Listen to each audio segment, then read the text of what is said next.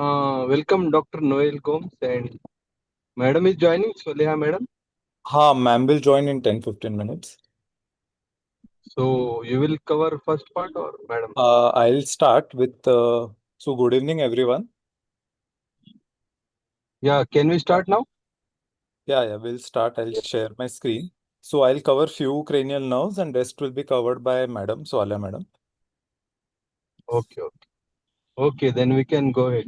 Yes, We yes. can start. So exam going students are requested to participate.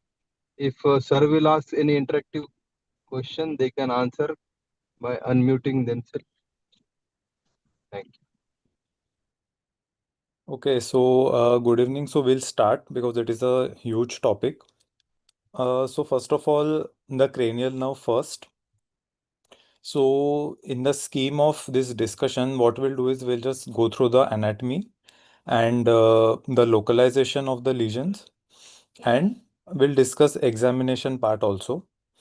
So if you see the first cranial nerve, so the first cranial nerve, as you know, ki it is the olfactory nerve.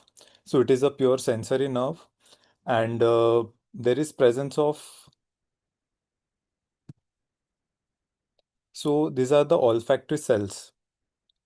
So the olfactory cells are the sensory cells of the olfactory epithelium, and they are located in the superior posterior nasal septum, which is in the lateral wall of the nasal cavity. Okay, so these olfactory cells, they are ciliated cells, and what happens is these fibers they synapse with the dendrites of the second order neurons, and these second order neurons are the tufted cells and the mitral cells. So these are the tufted cells and the mitral cells, which are the second order neurons, and together they form, which is called as glomerulus or olfactory glomeruli. Now, this olfactory glomeruli, when the synapse occurs, it progresses posteriorly or it courses posteriorly as olfactory tract. Now, this olfactory tract lies in the olfactory bulb. So now this olfactory tract, it goes uh, forward and then it divides into uh, a lateral and median olfactory striae, which is on the either side of the anterior perforated substance. Now, some of this striae they decussate in the anterior commissure and they terminate in the. So this is the anterior commissure. So they decussate here and they travel and they go to the olfactory, that is to the contralateral olfactory bulb, that is on the contralateral side of the cerebral hemisphere. And the other striae, those are the lateral striae. They go towards the ipsilateral temporal cortex, also in the amygdaloid nucleus, in the hypothalamus and the septate nucleus, that is here.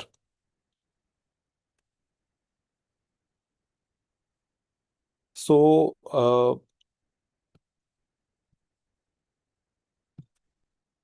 now what are the lesions? So you have local diseases which can cause anosmia and other diseases. So local diseases like allergic rhinitis, nasal obstruction, it can be because of mucus, it can be because of mass, and a nasal polyposis can cause anosmia.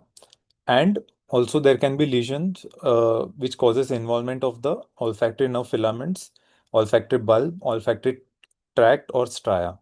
This involvement it occurs in head injury. So head injury which with fractures of the facial or the nasal bones can affect nerve fibers, olfactory bulb, tract or stria. Also, if there is trauma involving the orbitofrontal region or the temporal lobe, the naming or recognition of the smell or the olfaction can be involved. Then discrimination or disturbances of the olfactory function. So it is also reported in Korsakoff syndrome, that is alcoholic Korsakoff syndrome. Then also in Parkinson's disease and AD, that is Alzheimer's disease, we can get olfactory dysfunction. And it has also been seen in patients with multiple sclerosis who have plaque in the central olfactory, that is the temporal brain regions. So this is the same. So conditions which are associated with disturbance of olfaction. So congenital, that is congenital abnormality of the facial structure or of the nose. So that includes cleft palate, which is seen in Down syndrome, dysautonomia, Kallman syndrome, Turner syndrome. Endocrine problems like adrenal insufficiency, diabetes, hypothyroidism, pseudohypoparathyroidism. Infections in liver disease, uh, Alzheimer's disease, frontotemporal dementias, head trauma, Huntington's disease, multiple sclerosis, meningiomas, which are located in the olfactory groove, uh, those meningiomas, Parkinson's disease, Wilson's disease, corticobasal ganglionic degeneration, CJD sometimes. So all this can cause olfactory dysfunction. So when you test for olfaction, so you have to test one nose at a time. So we use, you can use clove, soap, tea powder, coffee powder. Pungent smells are avoided because it can stimulate the trigeminal nerve and you can get a false result. Secondly, you have to look for two things. One is olfactory discrimination and recognition. So when you check for olfaction, you have to close one nostril and take the substance to one nostril, then ask him to smell and tell, and you have to see two things, whether he's able to recognize that there is a different kind of smell or not, and secondly, whether he's able to discriminate that the smell is of which substance. Okay.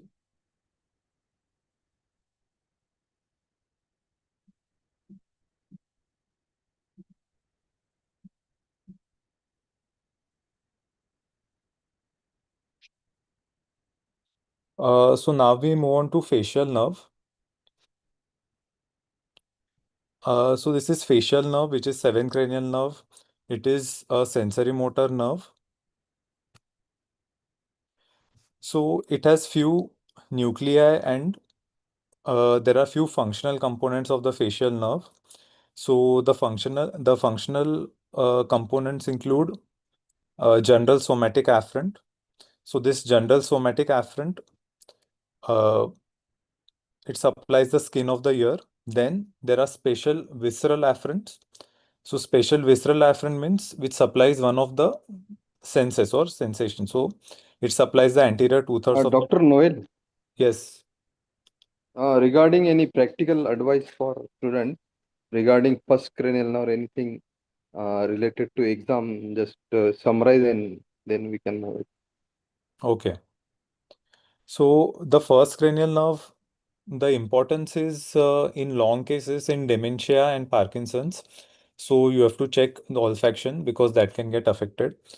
And I have already told you the examination, how to examine the first cranial nerve. So first cranial nerve has mainly that importance, that is in Parkinson's and dementias. Yeah, sometimes it is the first nerve to be affected in Parkinson's. That Yes. some people they will ask in why. And there are some like Sheikh Pasha sir, he has presented this cranial nerve when we were resident in spine, this shine Shine. thing. So, sir, you can also give some No, no, no. comment. No, let him complete Noel. We'll talk at the Yeah, end. yeah, yeah. Otherwise, Okay, sir. the presentation will be delayed. Yeah, yeah, yeah. Thank you. Yeah, yeah. Okay, okay, you can Okay, continue. so I'll go ahead. So special visceral afferent. So this which affects the taste, that is the anterior two-thirds of the tongue. General visceral efferents, that is via from the superior salivary nucleus via the greater petrosal nerve and the palatine ganglion. It supplies the lacrimal gland. General visceral efferent from the superior salivary nucleus via the chorda tympani. It supplies the submandibular and sublingual glands. And then important the motor nucleus. So motor nucleus, that is the special visceral efferent. It supplies the muscles of the face.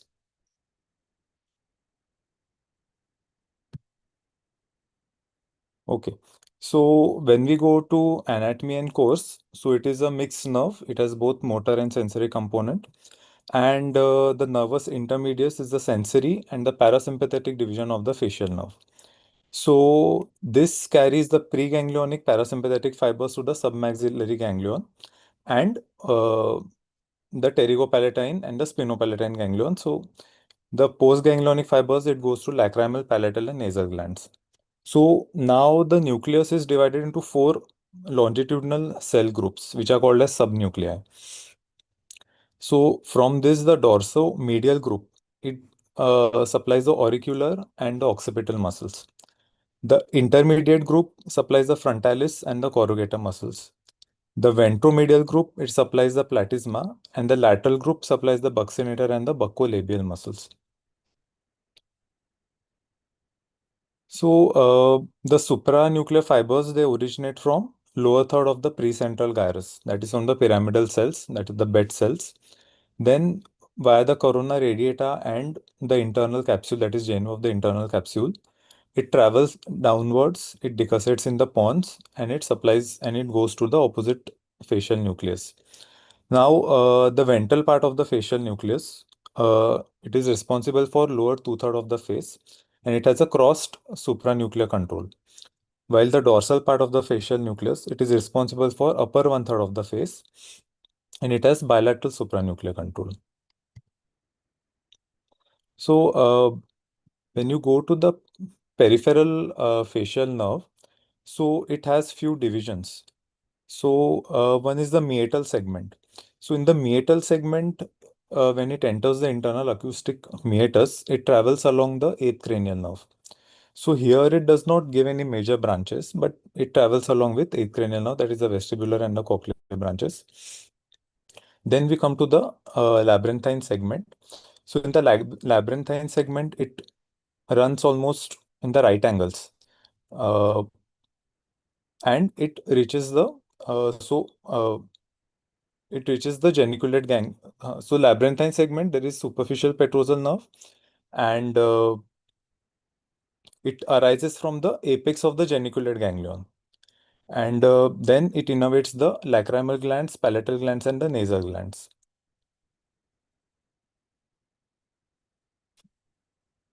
Then we come to the next segment, that is the horizontal segment. So this is the horizontal segment, and it runs horizontally backwards. So, but here also no major branches are given. Then we come to the mastoid segment. This is also called as vertical segment because it goes down vertically. And here there is nerve to stapedius, and other major branch includes the chorda tympani nerve. Now, this chorda tympani nerve, it joins the lingual nerve. So this lingual nerve is a branch of trigeminal nerve, which will be discussed by Dr. Swalia. And it supplies anterior two-thirds of the tongue, that is taste. It supplies the submandibular, submaxillary gland and the sublingual glands.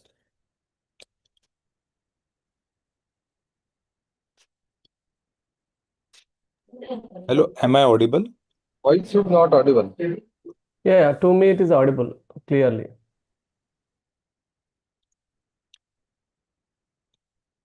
Okay.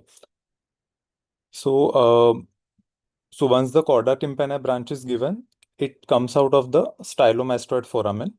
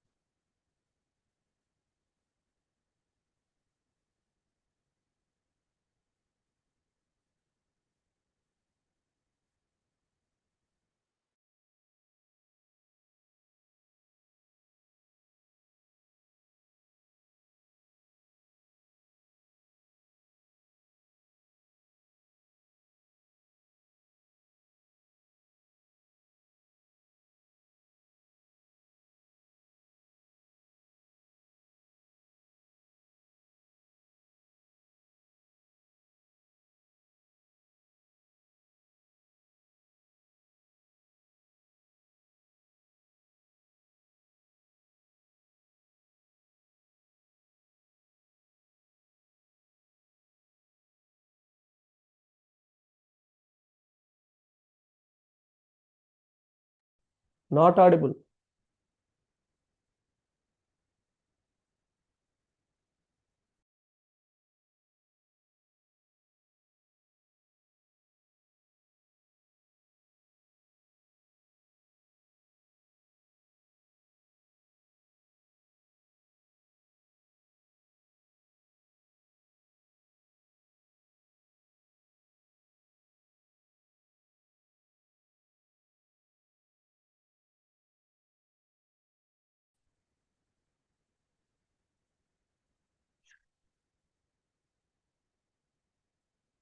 Okay, sorry, there's some connectivity issue. I'll just share the screen again.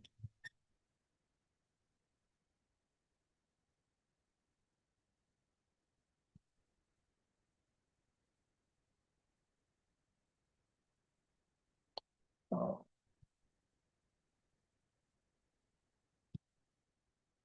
Okay, so once the nerve comes out of the stylomastoid foramen, so it gives a posterior auricular nerve which supplies the occipitalis, posterior auricular, and the transverse oblique muscles. Then there is a digastric nerve which supplies the posterior belly of digastric muscle, and a stylohyoid branch which supplies the stylohyoid muscle. Then it goes to the parotid gland. It pierces the parotid gland, and then it gives two divisions, that is temporofacial and cervicofacial, which further divides into temporofrontal, zygomatic, buccal, mandibular or marginal mandibular, and cervical branches.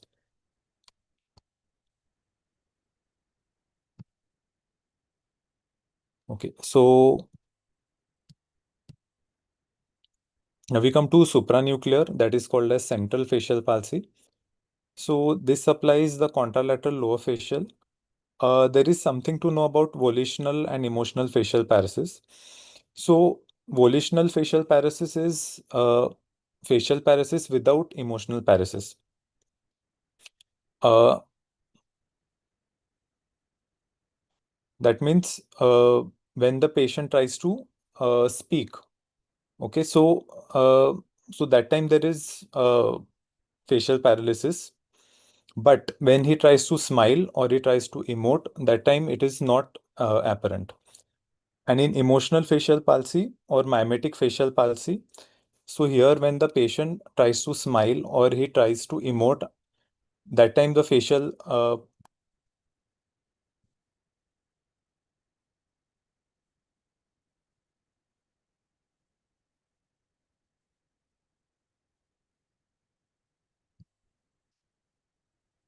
yeah, am I audible? Yes, audible. Go ahead. No, some discontinuity is coming in between.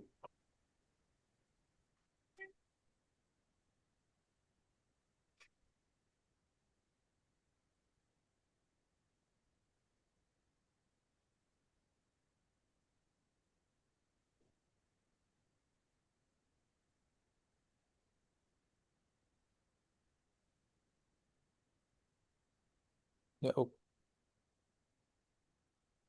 yes, am I audible now? Yeah, so Yes. volitional facial palsy is because of lesion in the lower precentral gyrus. That is the corticobulbar interruption in the lower precentral gyrus. While emotional facial palsy is anterior to the precentral gyrus, mainly in the frontal lobe. Uh, so one is this example. So here you can see that the patient here is uh, reflexly smiling, and you can see that the facial palsy is apparent. But when he's trying to move his teeth, that is volitionally, so here the facial pulse is not apparent. While in the lower pictures, you can see that when the patient is trying to show her teeth or she's trying to voluntarily do it, you can see that the facial pulse is apparent. But when she's emoting or when she's smiling, that time the facial pulse is not apparent. Then we come to the nuclear and the fascicular lesion, that is in the pons. So this is a peripheral type of facial nerve injury. So in complete lesion, there is unilateral paralysis of all facial muscle.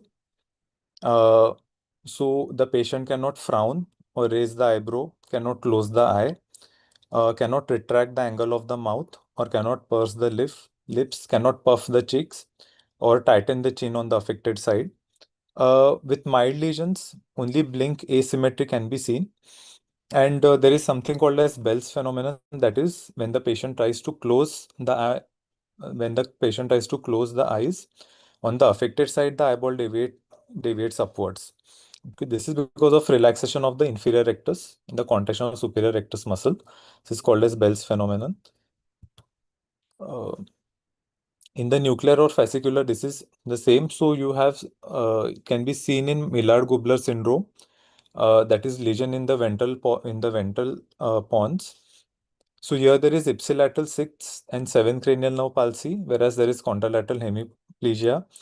Then Fowell syndrome, that is the lesion in the pontine tegmentum. The seventh cranial nerve fascicle is involved, PPRF, and corticospinal tract. So the patient has same-sided seventh cranial nerve palsy. There is gaze palsy to the ipsilateral side, and there is contralateral hemiplegia. Then 8.5 syndrome, that is in the dorsal tegmentum of pons. So there is PPRF or abducens nerve nucleus and MLF, that is medial longitudinal fasciculus, plus there is fasciculus of the facial nerve. So it is like 1.5 syndrome plus 7 cranial nerve palsy. Uh, in the cisternal segment, that is in the uh, cerebellopontine angle, we can see there is involvement of 7th cranial nerve, 8th cranial nerve, ataxia because of cerebellar involvement, and there can be involvement of 5th cranial nerve also, usually the V1 segment. Uh, so nuclear intrapontine we have discussed. So facial canal at the geniculate ganglion. So here the patient will have hyperacusis. These are the peripheral branches, loss of taste, decreased tearing, then pain in the region of the ear and the mastoid. So if there is vesicular eruption, it can be seen with Ramsay-Hunt syndrome. If there is blunt trauma or because of trauma, there can be battle sign or raccoon, that is the presence of hematoma at the mastoid region, that is seen with basilar skull fractures. Then facial canal distal to the geniculate ganglion, but proximal to the origin of stapedius. So here the tearing is normal because lacrimal glands are not affected, but there can be hyperacusis because of involvement of stapedius. Then loss of taste and decreased salivation persist. If there is facial nerve involvement between the origin of nerve to stapedius and origin of chorda tympani, so there is only isolated weakness of the facial and muscles, but there can be normal taste, hearing, and tearing. After emergence from stylomastoid foramen, so involvement can be partial because of involvement of one division. That is, it can be whether, so I'll show here.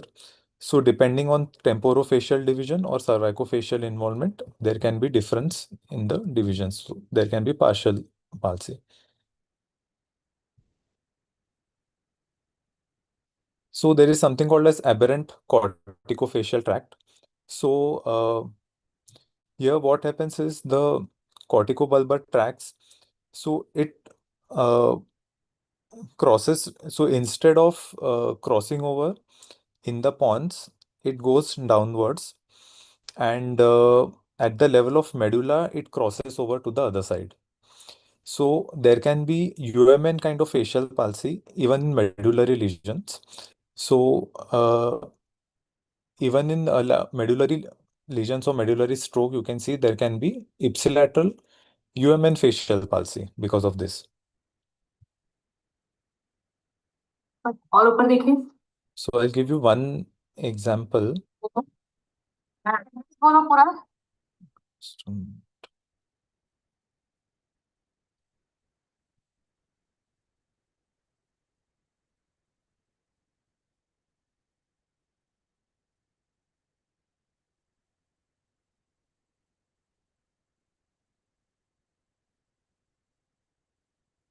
बोलो आपका address बोलो पूरा A402 interface site I think the video is not playing.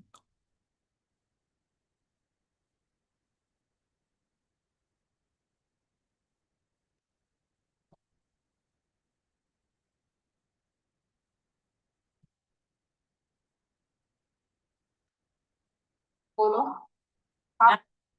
Guys, I'm not able to play the video, so I'll go ahead with the eighth cranial nerve.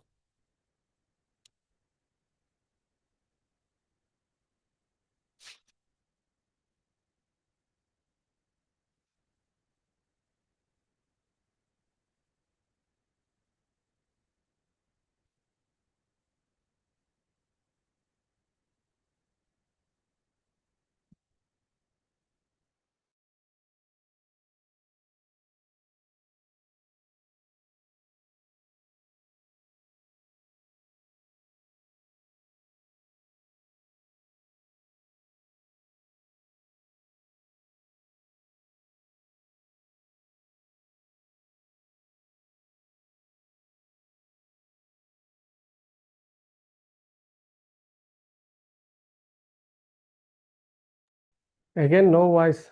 Dr. Noel, we are not able to hear you. Connectivity problem might be. Are you guys able to hear?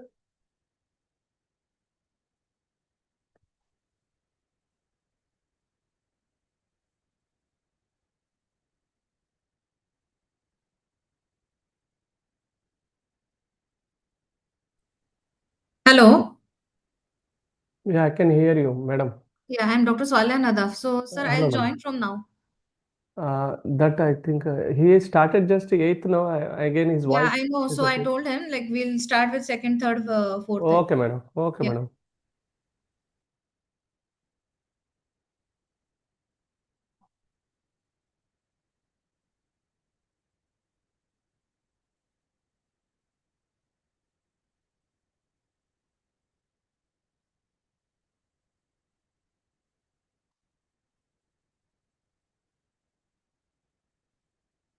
I think he has not logged out, sir. It's better to inform him lockout and you can start. He has a connectivity issues.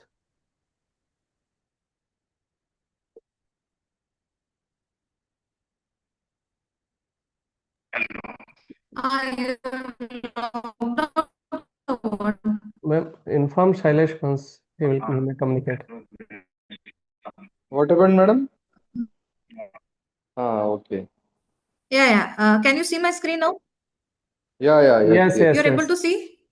Yes, yes. Okay, Yes, then I'll yes. start my presentation. Yeah. Okay. So he Yeah, has go ahead. finished first and seventh nerve.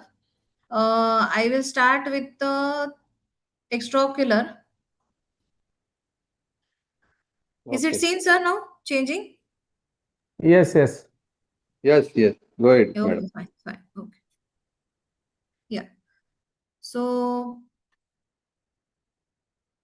extraocular muscles, four recti muscles are there. They are arising from the common structure in the orbital apex, that is circle of Zinn. And the annulus is the thickening of periosteum that forms a circular tendon, and its entire center pierced by the optic nerve and central retinal artery and cranial nerve third and sixth, and recta arising from all this structure. The recti muscle insert onto the sclera at 5 to 7 millimeter posterior to the limbus, and superior and inferior obliqui they insert into the globe at an angle of about 30-degree from medial to lateral. In this you can see this is a superior oblique which is going from medial to lateral aspect 30-degree.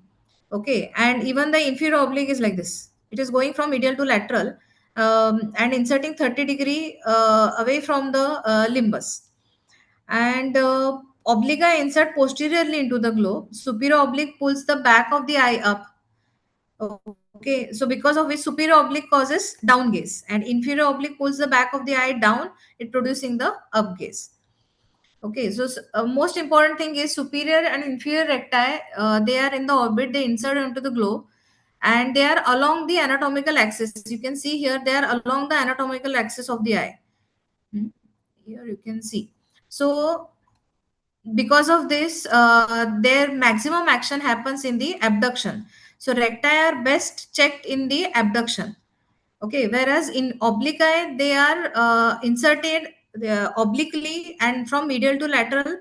So and that's why they have maximum pull when they are slightly adducted.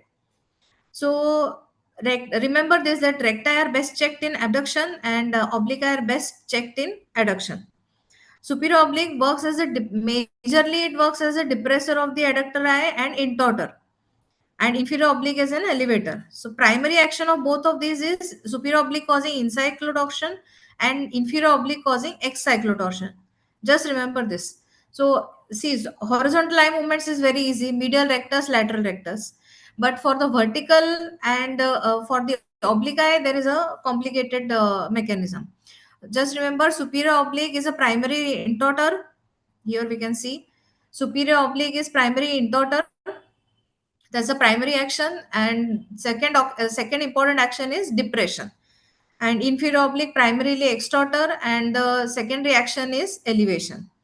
And superior oblique tertiary action, both of them, these obliqui can cause abduction, whereas recti can cause adduction. Okay, and so Now we'll talk about the third cranial nerve.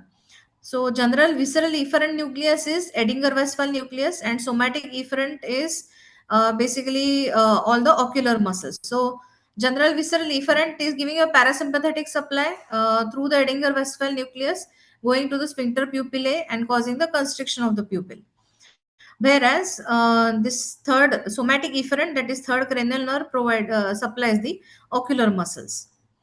So everybody should be aware of this, that third cranial nerve nuclei are is a complex structure just anterior to the aqueduct in the midbrain, upper midbrain, and it is arranged in this way.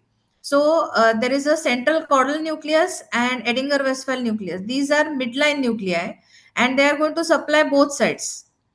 Whereas superior rectus is paramedian, and it is going to supply the contralateral superior rectus. So this is a left-sided superior rectus nucleus supplies the contralateral superior rectus muscles, and rest of inferior oblique, inferior rectus and medial rectus, they are all ipsilateral. Okay, this structure is very important. This, especially the central part, this Edinger-Westphal and central caudal nucleus. So if any nuclear third nerve palsy happens, you tend to get central caudal nucleus mainly supplies the bilateral levator palpebrae superioris. So if there is a third nerve nuclear palsy, you will get a bilateral ptosis. Suppose, for example, if somebody has a nuclear palsy in this region means central caudal nucleus and left-sided superior rectus. So what is going to happen is you will get bilateral ptosis also, and you will get opposite eye superior rectus weakness also, that is elevation weakness.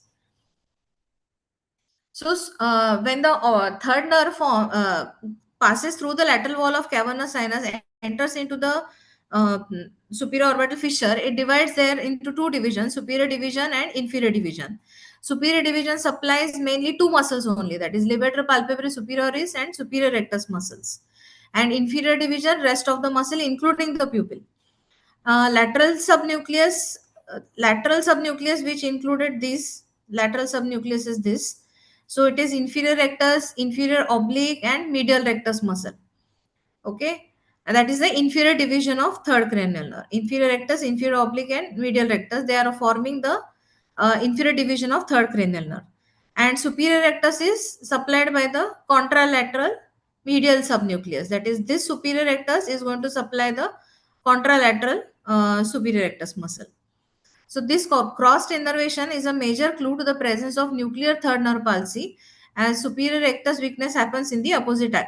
So if you have a left superior rectus subnucleus involvement of third nerve, you will get opposite eye elevation defect. Okay. Single midline structure, that is a central caudal nucleus. It is supplying the levator palpebrae superioris on both sides. Edinger-Westphal are also parasympathetic. They are also central structures, and they give preganglionic fibers to the ciliary ganglion, and from there the ciliary nerve fibers supply the sphincter pupillae. So third cranial nerve, it arises from this oculomotor nerve complex in the midbrain. It conveys motor fibers to all the extraocular muscle plus parasympathetic fibers to the pupillary and ciliary body. The nuclear centers are situated in the periaqueductal gray matter just anterior to the aqueduct of Sylvius. This is the most important part. This is at the level of superior colliculus. And this has multiple subnuclei, which we discussed just now. That is central caudal nucleus, Edinger-Westphal nucleus, superior rectus medial subnucleus, and lateral subnucleus consist of all other muscles, that is inferior rectus, inferior oblique, and medial rectus.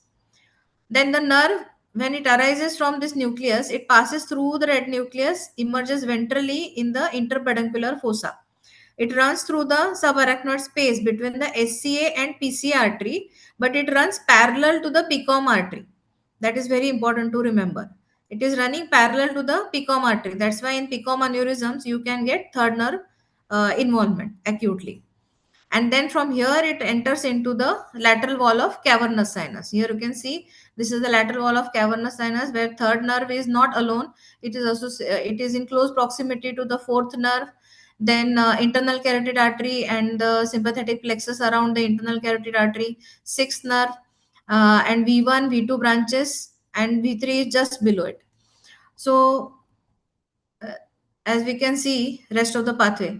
So if this is one more problem when the case is being presented, the students always tend to say ki if the patient is not able to elevate the eye, they are telling up gaze palsy. So it is different from the cranial nerve palsy. Gaze palsy is a conjugate eye movement defect. So gaze palsy is a supranuclear defect, whereas nerve palsy is individual muscle weakness. It's an infranuclear problem. So whenever you are telling that patient is not able to elevate the eye, or patient is not able to adduct or abduct or depress the eye, those individual muscle weakness you have to mention. Not like he not able to do up movement, so it is up gaze palsy. Not able to make a downward movement, so it is a down gaze palsy. You can't say that. You can say elevation and depression being impaired. So when there is third cranial nerve palsy, there can be complete adduction, elevation, depression, weakness. Along with that, there is a complete ptosis and there is an enlarged non-reactive pupil. Pupillary fibers, as you are all aware, that they are situated superficial to the nerve. Hence, they are very prone for compression, extrinsic compression. Whereas therefore, whenever there is intrinsic microvascular ischemia like diabetic third nerve, the pupil being spared. So this is an important point. This is given in Brazil actually, that I find useful for exam purpose at least. So if you have a third nerve nucleus involvement, it will be oculomotor nucleus involvement, ipsilateral third nerve palsy. If there is a third nerve entire nucleus getting involved, there can be contralateral ptosis and also contralateral superior rectus weakness. If there is a nuclear third nerve palsy, suppose on the right side, right third nerve nucleus is affected, you will get complete right third nerve palsy on the right side, and on the left side there is a contralateral ptosis and even superior rectus paresis. If there is a subnucleus involvement, independent muscle can get affected.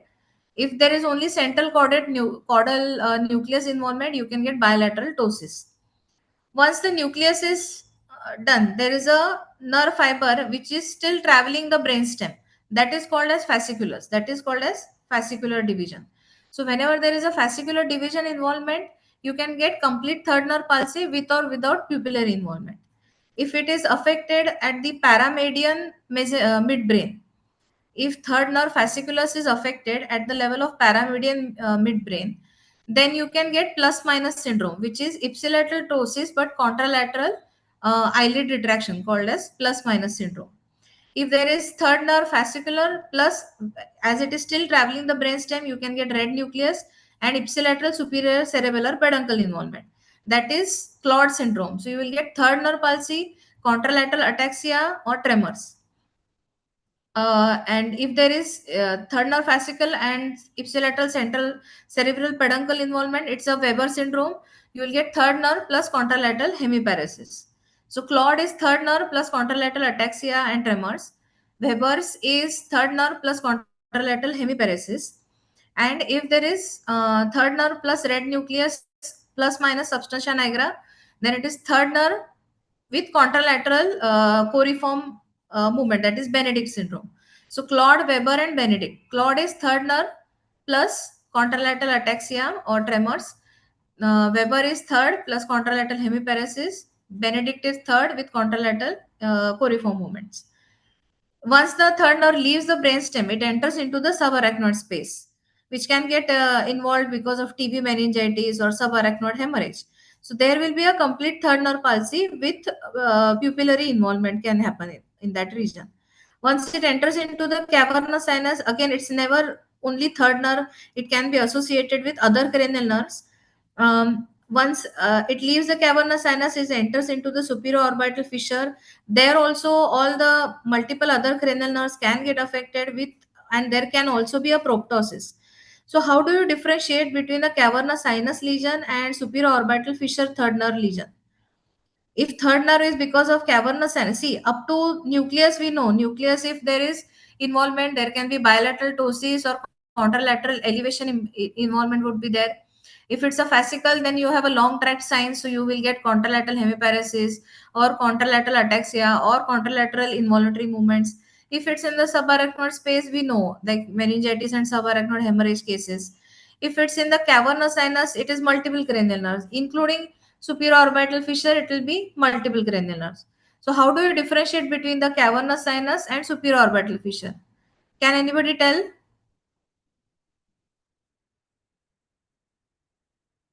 Sir, can anybody answer or just move ahead? Go ahead.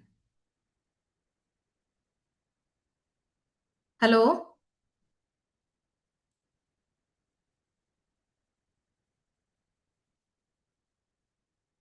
Hello? Yes, ma'am, you are audible.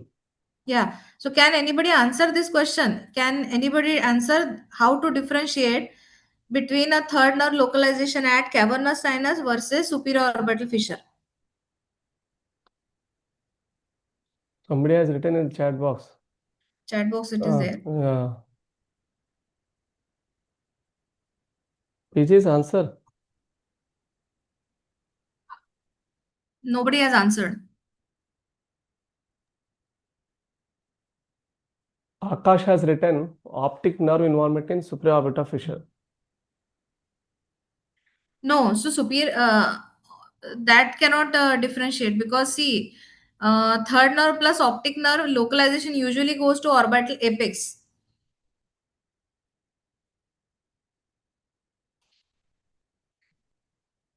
Anyone else? No, so it depends on the pupil actually. Okay, so if the in the cavernous sinus you have internal carotid artery and sympathetic plexus around it. So if there is involvement of cavernous sinus, that sympathetic plexus can get affected. So sympathetic plexus affection will give rise to myosis, na, because it's a dilator pupillae muscle, sympathetic. Whereas if there is third nerve involvement, it will give rise to constriction. There is no constriction happening, so there is dilatation of the pupil. So now it will be mid-sized pupil. So remember this, lateral wall of cavernous sinus, the pupil will be mid-sized. Whereas once it enters into the superior orbital fissure and there the third nerve gets affected, the pupil will be large size, because there the internal carotid artery doesn't get affected. The sympathetic plexus doesn't get affected. Understand? So from the size of pupil, we can make out that this is a lateral wall of cavernous sinus lesion. Otherwise, it's very difficult to. Proptosis is one thing that can also help differentiate whether it is cavernous sinus or superior orbital fissure. Okay. Sir, the screen is still sharing, right? Yeah, sharing, ma'am. Can you just enlarge the Yeah. PPT, ma'am? Yeah. So Nice. that is how you differentiate between the cavernous sinus lesion versus superior orbital fissure, depending on the pupil size. Okay, so it will be a smaller pupil in cavernous sinus lesion. Once it enters into the orbit, then there are many other features of orbit, such as also optic nerve gets affected here, and there will be proptosis and swelling of lids and chemosis. Third nerve plus optic nerve affection, is the localization goes to orbital apex. Okay. So this is one video. Is it playing? Yes, playing. Yeah. So this patient has complete ptosis.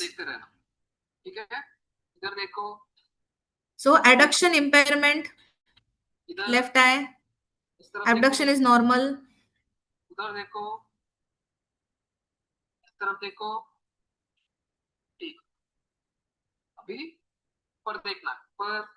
Elevation impairment of left eye.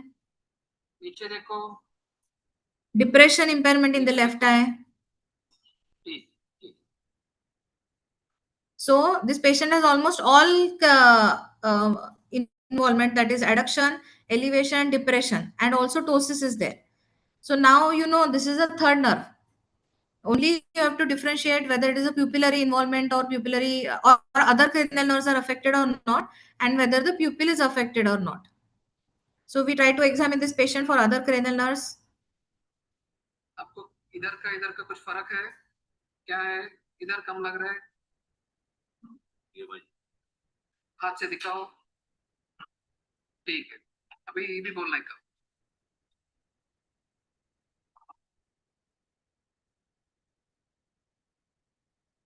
इधर कम लग रहा है आपको? ठीक।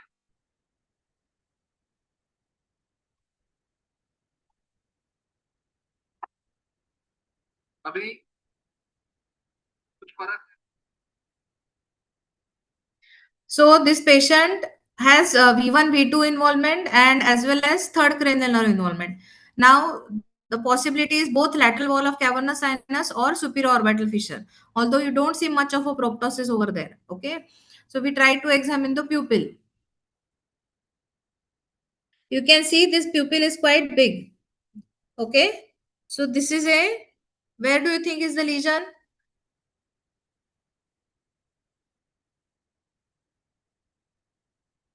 So because such big pupil is there, we still kept the possibility of superior orbital fissure. Okay, so you can see over here, this was his MRI. It is showing a lesion at the superior orbital fissure. Okay,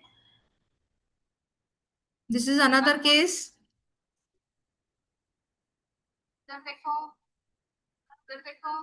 So this also patient has adduction impairment, elevation impairment, and depression also impairment. And if you try to examine the pupils, see the right one is nicely reacting, left one is not reacting and is fully dilated. So where do you think is the localization? There is no other cranial nerve involvement in this case. He does not have any long tract signs. So if somebody does not have long tract sign, the possibility of fascicular division involvement is less likely. Doesn't have any other cranial nerve involvement, which means cavernous sinus or superior orbital fissure is less likely. Most likely possibility would be, and it's not nuclear because other eye is completely normal. So that means one localization that remains is subarachnoid space. Okay. When we do his MRI, you can see that most likely in his case, the third nerve was affected because of the this granulomas and meningitis in the subarachnoid space. Okay. There is one more girl. You can see she's not drowsy. She's not able to open her both eyelids. Side देखो, left side, right side देखो, right side देखो, ऊपर, ऊपर, नीचे, नीचे. So this patient, she has both eye adduction impairment and bilateral ptosis. So most likely she had entire third nerve nuclear lesion. Okay, and also there was a vertical gaze palsy. This was her localization. There was a vasculitic infarct in the midbrain and it was affecting both sides of the paramedian region. Okay, so she had like nuclear third nerve with bilateral ptosis, bilateral superior rectus involvement. There was a vertical gaze palsy because it was very high up in the thalamo midbrain junction. So RIMLF was also affected. So this is how we discuss about third cranial nerve. Then we come to fourth cranial nerve. It arises from the cochlear nucleus located just anterior to the aqueduct in the gray matter of lower midbrain at the level of inferior colliculus. Third nerve was at the level of superior colliculus. It is just immediately above the pons and caudal to the lateral nucleus of third nerve. The nucleus contains only somatic motor neurons. It is the only cranial nerve to exit from the brainstem posteriorly, and because of this extra distance, it has the longest intracranial course. You can see here, it is the nucleus at the level of inferior colliculus. It arises and then it goes posteriorly and crosses in the midline and then travels. So, if there is a nuclear lesion at the on the right side, left fourth cranial nerve will be affected. It's never ipsilateral. So cranial nerve 4 terminates on the superior oblique muscle on the side opposite to the nucleus of origin. So in a nuclear lesion of fourth nerve, the contralateral superior oblique muscle will be weak. And once it is extramedullary, once it leaves the brainstem, then the ipsilateral superior oblique will be affected. The course is similar. Once it leaves the brainstem, then it traverses along the clivus and then lateral wall of cavernous sinus and then superior orbital fissure. So because of fourth cranial nerve, you will get vertical diplopia or oblique diplopia because of impaired depression of the affected eye. And if the superior oblique of right side is affected, depression is affected. So the eye will be high. That will be hypertropic eye. diplopia will worsen when you're trying to look down. Also, diplopia worsens in the adducted position of the right eye. This point is very important to remember. Then that if suppose, for example, right superior oblique is affected, the diplopia will be worse obviously on looking down, and also when the eye is adducted, because the recti are checked in abduction, but superior oblique eye are best checked in adducted position. Okay. Hypertropia increases further on head tilt to the paralyzed side. That is positive Bilshowski test. And head in resting position will be always away from the paralyzed side. This we will discuss. Diplopia worsen on the ipsilateral head tilt and adduction of the ipsilateral eye. And also primary action of superior oblique is intorsion. So if there is a superior oblique palsy, there will be excyclotorsion of the affected eye. Okay. And so we'll discuss this once. In the approach to diplopia we'll discuss. Here we can see whenever superior oblique isolated getting affected at the level of nucleus is very odd. Usually it will get affected with other cranial nerve involvement or other long tract signs. Okay, but most important is superior oblique palsy within the orbit can get affected. There can be superior oblique tendon sheath syndrome also. Okay. In the nuclear lesion, isolated trochlear pulse is rare. In the pretectal region, there can be vertical gaze palsy. It's not a fourth nerve palsy, it's a vertical gaze palsy. And there can be other cranial, other long tract signs like cerebellar syndrome or involvement of middle longitudinal fasciculus can be there, or there is involvement of superior colliculus brachium causing RAPD. So all other signs would be there. Or when it is within the subarachnoid space, you can get only isolated fourth nerve. But there can be other associated like ataxia or hemiparesis. Once it is in the cavernous sinus, obviously you can identify by having other cranial nerve involvement. And once it is within the orbit, it is isolated fourth cranial nerve. But there can be one syndrome that we commonly see, that is superior oblique tendon sheath syndrome, which is painful fourth cranial nerve involvement. Now this patient, you can see she is able to look to the right side fully.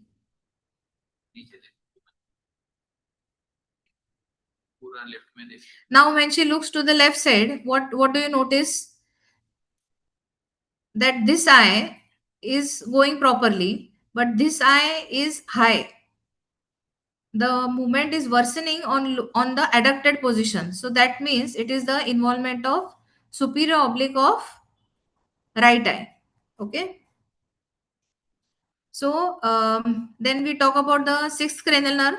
That is it lies in the mid to lower pons in the gray matter of pontine tegmentum in the floor of fourth ventricle, and it is encircled by the looping fibers of the facial nerve. It is made up of only somatic motor neurons, and once it arises from the pontomedullary junction, it crosses the internal auditory artery, then ascends the clivus in the prepontine cistern and traverses the Dorellos canal. Dorellos canal is between the clinoid process and the petrous apex. Okay, so abducent nerve travels along the Dorellos canal. Petroclinoid ligament will form the roof of this canal. Okay, and it enters the orbit through the superior orbital fissure and annulus of Zinn to innervate the lateral rectus. Okay, so this is the traveling course of sixth cranial nerve. Arises straight. It is does not have any turning. Pontomedullary junction. It traverses through the Dorellos canal, which is between the clinoid process and this thing petrous apex, and then lateral wall of cavernous sinus, superior orbital fissure and orbit, and lateral rectus. So whenever there is abducent nucleus involvement, there can be usually it is PPRF and abducent involvement, so giving rise to horizontal gaze palsy. Mobius syndrome is also a gaze palsy, but associated with other facial element palsy. Duane retraction syndrome, there we'll discuss that in a video. There is a gaze palsy with globe retraction, that is narrowing of palpebral fissure with adduction. So if there is, if what is the difference between the Foville syndrome and the Raymond syndrome? Foveales is ipsilateral 6-7 Horner's, ipsilateral deafness, ipsilateral loss of taste and facial sensations, and contralateral ataxia. Whereas, so 6-7 Horner and ipsilateral 6-7-8 Horner, loss of taste sensation and contralateral ataxia. Whereas Raymond is ipsilateral 6 and contralateral hemiparesis. Okay, once the fascicle, about talking about the fascicle, there can be isolated sixth palsy, or when it is near the paramedian pons, there can be sixth and seventh LMN on the same side and contralateral hemiparesis on the other side, that is Millard-Gubler syndrome. And prepontine cistern, there can be isolated sixth palsy with or without contralateral hemiparesis. Once it enters into the petrous apex in the Dorellos canal, there can be sixth, there can be seventh, there can be even facial pain, that is, and deafness also, that is Grady-Negos syndrome. In the cavernous sinus, there are multiple other cranial nerves involvement. So you can see this patient.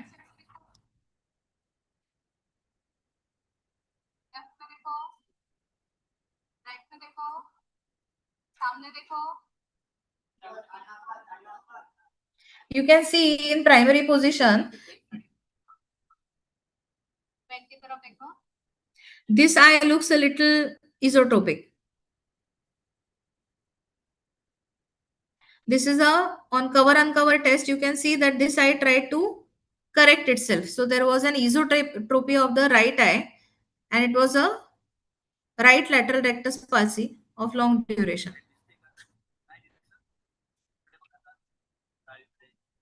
You can see here left lateral rectus palsy of this patient.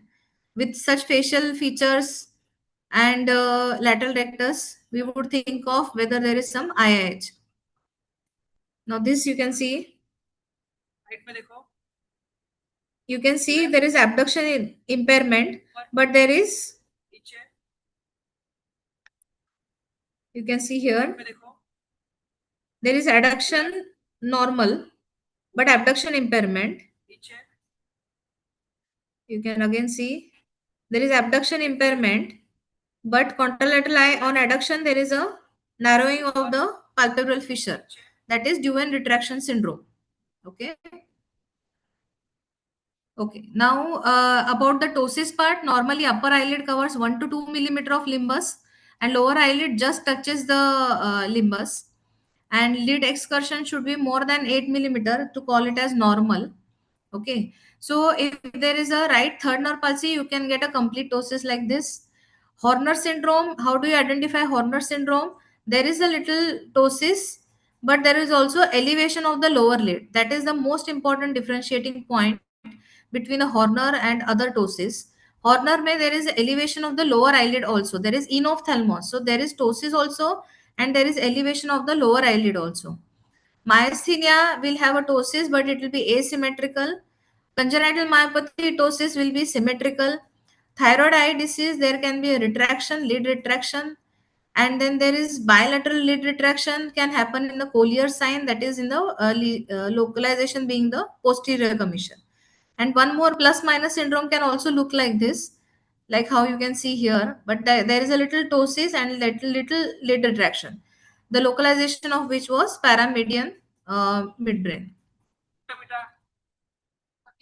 In this patient, you can see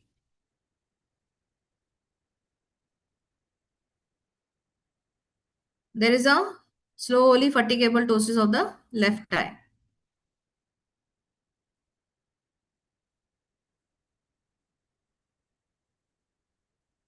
Like a curtain sign. Okay, there is also facial sagging. So this was a case of myasthenia. So whenever there is, now we have discussed third, fourth, and sixth cranial nerve, and we have discussed their nuclear, their fascicular course, and when they are within the subarachnoid space, then superior orbital fissure, and then within orbit. Okay. Now we talk about approach to diplopia. So whenever there is the diplopia, you have to ask whether it's a horizontal diplopia or it's a vertical diplopia. Okay. And if it's a crossed or if it is uncrossed, and if it's a horizontal diplopia, it is for the near vision or it is for the far vision. For near diplopia, it is medial rectus. For far objects, if the diplopia is more, it is usually lateral rectus. Okay, cross diplopia usually happens with the medial rectus. Okay, uncrossed diplopia is usually with the lateral rectus. So this is what they have discussed in this figure. If there is a right lateral rectus palsy, for example, the image falls on the medial aspect to the fovea. So false image goes beyond that. So it will be an uncrossed diplopia. Whereas if there is a medial rectus palsy, the image falls medial to the fovea. So this object image falls medial to the fovea. So the projection of it is on the projection of will be temporal. So it will give rise to a crossed kind of a diplopia. So just remember this, that medial rectus diplopia is a crossed one and the lateral rectus is uncrossed diplopia. So now there is this figure. You can see here this patient, she is having, there is an adduction movement looking to the right side. This movement is not happening. This is lateral rectus palsy. In this case, they are trying to look to the left side. The adduction movement is not happening of the right eye, so it's a right medial rectus palsy. In this movement, here you can see they are trying to look to the right and below. So this eye is not able to do that. So it's a right inferior in the adducted position, in the abducted position of this eye, they are not able to look down. It is right inferior rectus palsy. Then in the abducted position, this eye is not able to look up, which means it is right superior rectus palsy. Now in the adducted position, okay, the eye is high, not looking down. In the adducted position, if the eye is high, we have seen a video, it is usually right superior oblique palsy. In the adducted position, the eye is not going up, then it is a inferior oblique palsy. We'll discuss it again. So if there is a vertical misalignment, when there is a vertical misalignment, one eye is high. Suppose, for example, right hypertropia is there, and left eye left eye is down. So weak muscle is either it is depressor of the right eye, that is inferior rectus or superior oblique, or it is the elevation of the other eye that is defective, that is inferior oblique or superior rectus. If not able to understand, just understand this, that if there is a high eye, there is a possibility of right superior oblique involvement or right inferior rectus involvement. Okay, and if I have a fourth cranial nerve palsy and I tilt my head to the right side, the diplopia will increase on that side. Why is that? Because right superior oblique is responsible for the intorsion of the right eye. Okay, and because intorsion is not happening, the eye is in the extruded phase. And if you tilt the head to that side, the extortion will further increase. That will decompensate the alignment and it will give rise to worsening of diplopia. So if ipsilateral head tilt by diplopia, if it is increasing, that is the positive Bilchowski test. That's why compensatory head tilt is always to the opposite side in cases of superior oblique palsy. If there is a right superior oblique palsy, there will be left head tilt. Okay, and the diplopia will worsen on looking to the right side, on turning the head to the right side. Okay. So how do we differentiate fourth cranial nerve from the OTR involvement or skew? Because that is a commonly asked question. So what is OTR? Normal ocular counter rolling phenomena. It suppose, for example, if you have a head tilt on the left side, you rotate your head to the left side, the right eye x, this is normal phenomena, right eye x cyclodots and left eye in cyclodots. This is a normal phenomena. If your head goes to the right side, the up eye x cyclodots and the down eye in cyclodots. This is a normal ocular tilt phenomena, rolling phenomena. But if there is a involvement of utriculovestibular pathway that is in the brain stem. Okay, so the high eye will not, the right high eye will get encyclodotted and left eye will get excyclodotted. Okay, so that is the most important differentiating point between the OTR and fourth cranial nerve.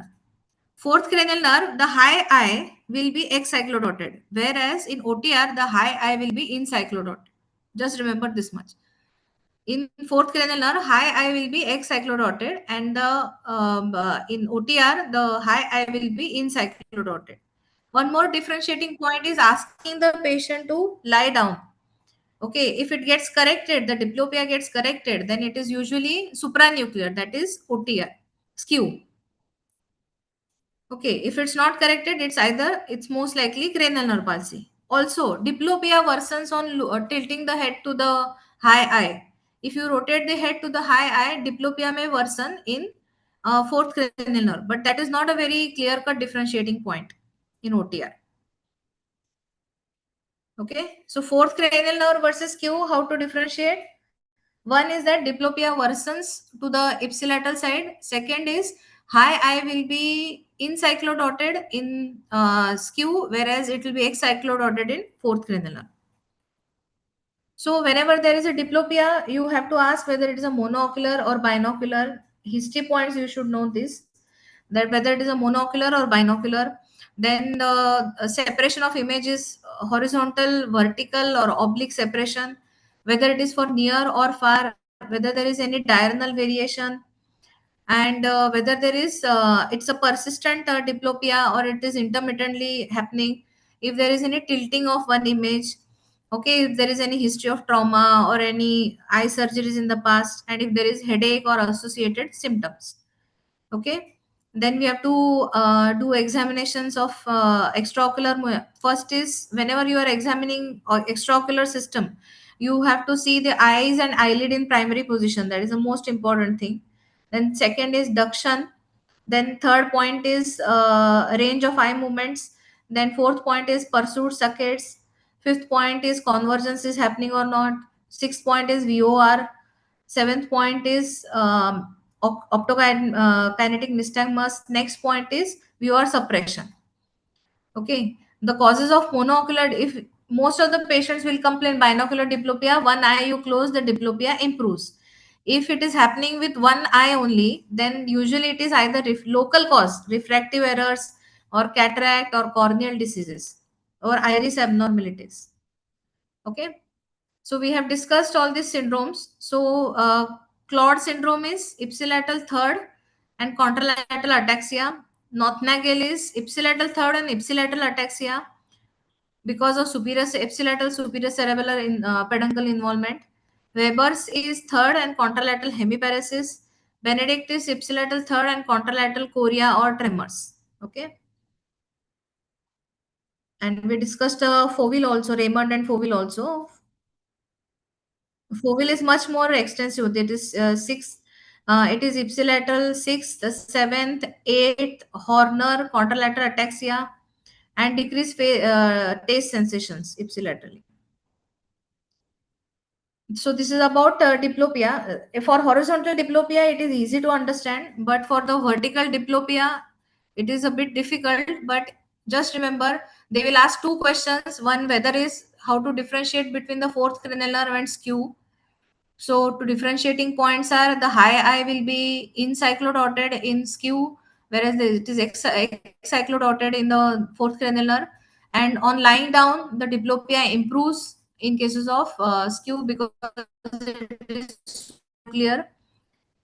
And the positive Pilchowski test, that is diplopia worsening on the high, tilting the head to the side which is on which the high eye is on the higher side. If there is hypertrophy of the right eye and you tilt the head to the right side, the diplopia will worsen. That is like a positive Pilchowski test. Also, the same eye diplopia worsens on adduction of the eye.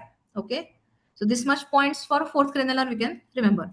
Then about the optic pathway, you can see nobody usually asks about this optic nerve retinal layers, but we can just remember this, that optic nerve, chiasma, optic tract, geniculate body, temporal lobe, parietal lobe, occipital lobe, upper bank, lower bank, and these are the localization of lesions. So if there is complete one eye involvement, it is usually one optic nerve. Whereas if there is at the junction, that is called a junctional scotoma, that is posterior left optic nerve involvement, can give rise to junctional scotoma. If there is chiasma involvement, if it's a midline chiasma involvement, it can give rise to bitemporal hemianopia. If it's optic tract involvement, from there onwards everything is hemianopia. Then you have to ask whether it is a homonymous hemianopia or heteronymous hemianopia, and then you have to talk about congruent versus non-congruent. The geniculate body onwards, all are they become more and more congruous.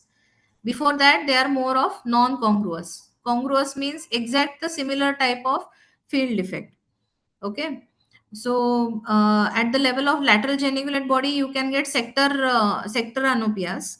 That is, anterior choroidal is sector involving and posterior choroidal is sector sparing hemianopia, sector anopia. Temporal lobe usually gives rise to superior hemianopic defect, whereas parietal lobe usually gives rise to inferior hemianopic defect. Upper bank of occipital lobe gives rise to inferior quadrantopia, whereas lower bank gives rise to superior quadrantopia. And if you have occipital lobe, again it is macular sparing. If it's a complete splitting, but macular sparing. But if it's a tip of occipital lobe, then only macular involvement would be there. Then so most important point is to once somebody has a vision loss, it is important to know the causes of vision loss, which are painful and painless, acute, transient, and whether the course is binocular vision loss with or without progression. Okay. So this is the important point in differentiation. At the level of retina, at the level of retinal damage, you will get the visual field defects which are along the horizontal meridian.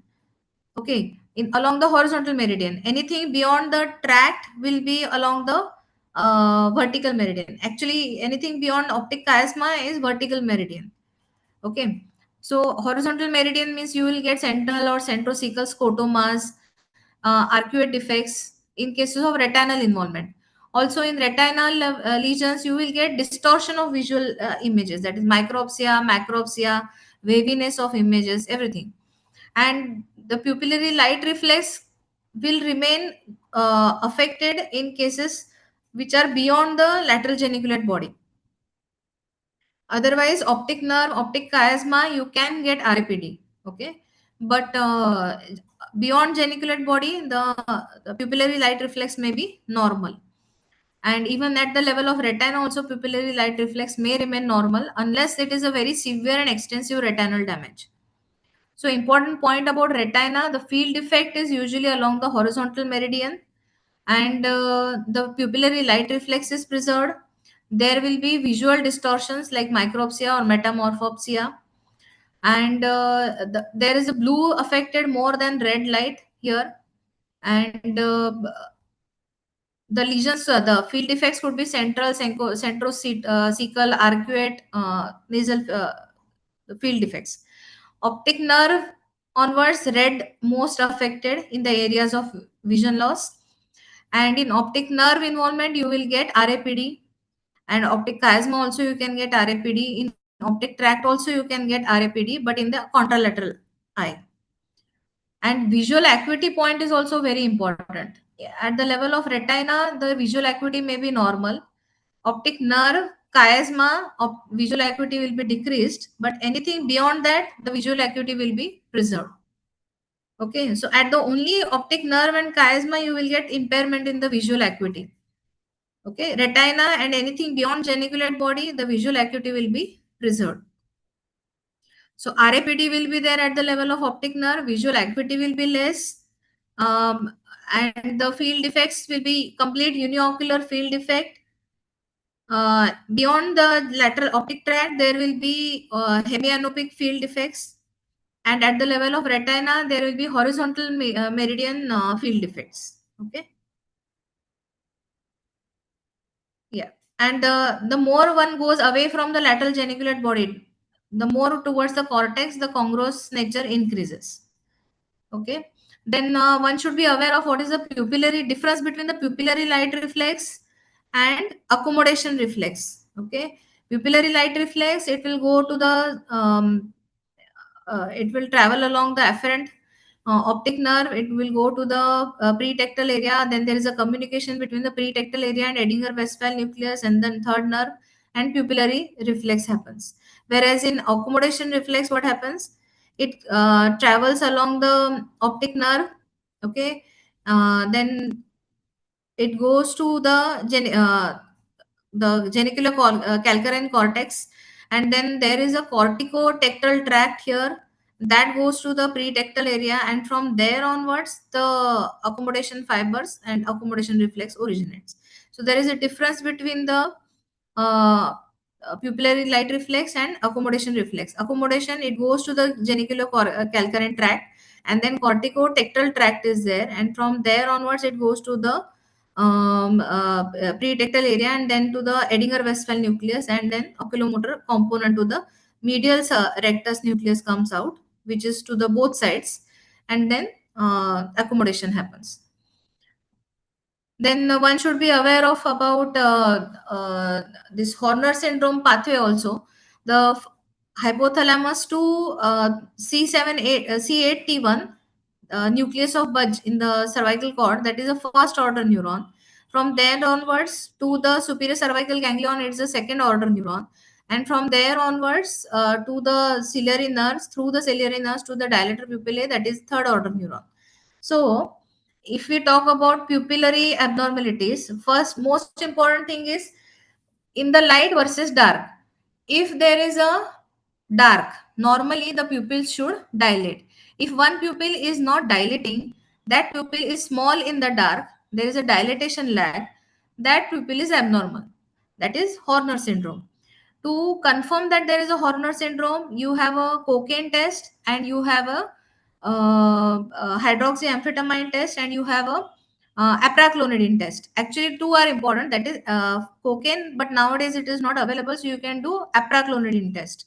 In apraclonidine test, what happens? If the Yeah. So in the apraclonidine test, in clonidine test, there is no response to the pupil. Only the normal pupil dilates. In apraclonidine, the pupil, which is Horner pupil, it dilates, but there is no response in the normal pupil. So this is the most important actually test. If you have a small pupil and you put apraclonidine drop 0.5% and it dilates, it confirms that this is a Horner syndrome. It does not have an effect on the normal pupil, whereas cocaine has an effect on the normal pupil. So it's not a very good thing to help differentiate the Horner syndrome. But what is the function of hydroxyamphetamine test? 1% hydroxyamphetamine, it will differentiate whether it is a first order, second order, or a third order Horner syndrome. So if you put hydroxyamphetamine and it dilates, that means it is first or second order Horner. If it does not dilate, it is a third order Horner syndrome. You can see here. You can see already that there is this left eye is my enophthalmos is there. There is a ptosis and there is a elevation of the left lower lid. And here you could also see the pupil size. In this was taken in the dark, and little light was shown from below. You can see the left pupil is small and you can see the right pupil is big. So in the dark, if one pupil is small, that means that is a pathogenic pupil, that is Horner syndrome. Whereas if you have,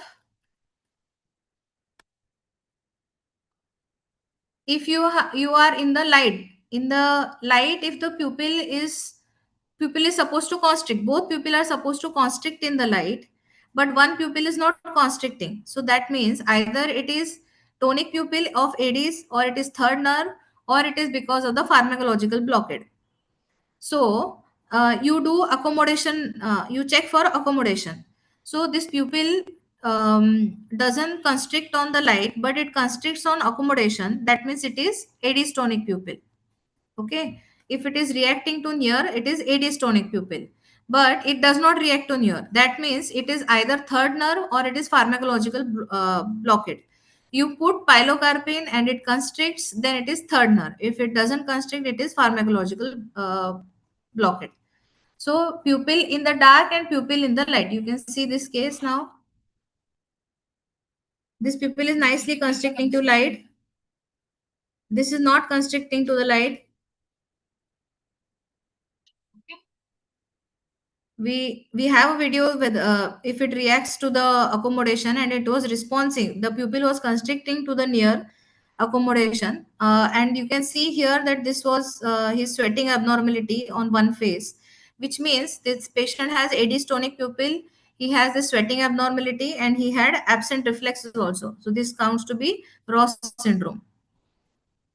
Okay. So we have discussed about the vision loss. We have discussed about pupils. We have discussed about extraocular involvements. You can see here physiological anisocoria will be there in every condition. That is ambient light also there is anisocoria, strong light also same, and in the dark also almost similar. Whereas in Horner's, in the light the pupil is small. Uh, in the strong light, both pupils constrict, but in the dark, this pupil is supposed to dilate, which is not dilating. So this is a pathological pupil. In third cranial nerve palsy, in the light, this there is an asymmetricity, but in strong light, this pupil was supposed to constrict, but it is not constricting. So this is a pathological pupil. Now we talk about fifth cranial nerve. Fifth is largest and thick cranial nerve. It has a small motor root and large sensory root, and it has three major sensory nuclei, that is mesencephalic nucleus, principal sensory nucleus, and spinal nucleus of trigeminal nerve. So mesencephalic nucleus is carrying the proprioceptive impulses from the muscles of mastication and also from probably ocular, facial, and lingual muscles. Motor nucleus is for muscles of mastication. The spinal nucleus of trigeminal nerve is for skin of face, mucous membrane of mouth and nose. And then there is a so this is what these are the three nuclei, that is mesencephalic nucleus here the principal sensory nucleus, here the spinal nucleus of trigeminal nerve, and the sensory root comes out here. This is a motor root, this is a trigeminal nerve, a cisternal segment. Okay, and once the cisternal segment, this is a trigeminal ganglion. So these are the central processes for the trigeminal ganglion. Peripheral processes would be V1, V2, and V3. You can see here where it is situated. It is exactly at the middle to lower pons, and the fifth cranial nerve comes out from the junction of CP angle. You can see here mesencephalic goes up, spinal tract of trigeminal nerve, and this is the sensory plus motor root coming out here at the level of pons. Once it comes out of the pons, this is a sensory root, this is a motor root. It travels along the clivus, and then it joins the trigeminal ganglion situated within the Meckel's cave. Trigeminal ganglion gives off V1, V2, and V3. See the and motor portion. So so what we'll talk about motor portion. Supranuclear control is through the corticobulbar from lower third of precentral gyrus. UMN for fifth cranial or motor comes from corticobulbar lower third of precentral gyrus, traveling through the corona radiata, internal capsule, cerebral peduncle, and decussets in the pons, and travels beneath. So motor route is not traveling along the trigeminal ganglia. Motor route is separate. It is passing through the foramen oval, joining the mandibular nerve. So it supplies the muscles of mastication, which are masseter, temporalis, pterygoids. Also, it supplies the tensor valli tympani, tensor valli palatini, mylohyoid, and anterior belly of digastric. Then sensory portion, as we discussed, the trigeminal ganglion, it is just besides the pons in a Meckel's cave. It is crescent shaped and also called as semilunar ganglion, and it is just lateral to the internal carotid artery in the posterior part of cavernous sinus. It is like a dorsal root ganglion. It has pseudo unipolar sensory neurons. Central processes are going to the pons, and it has a large sensory root with three nuclei.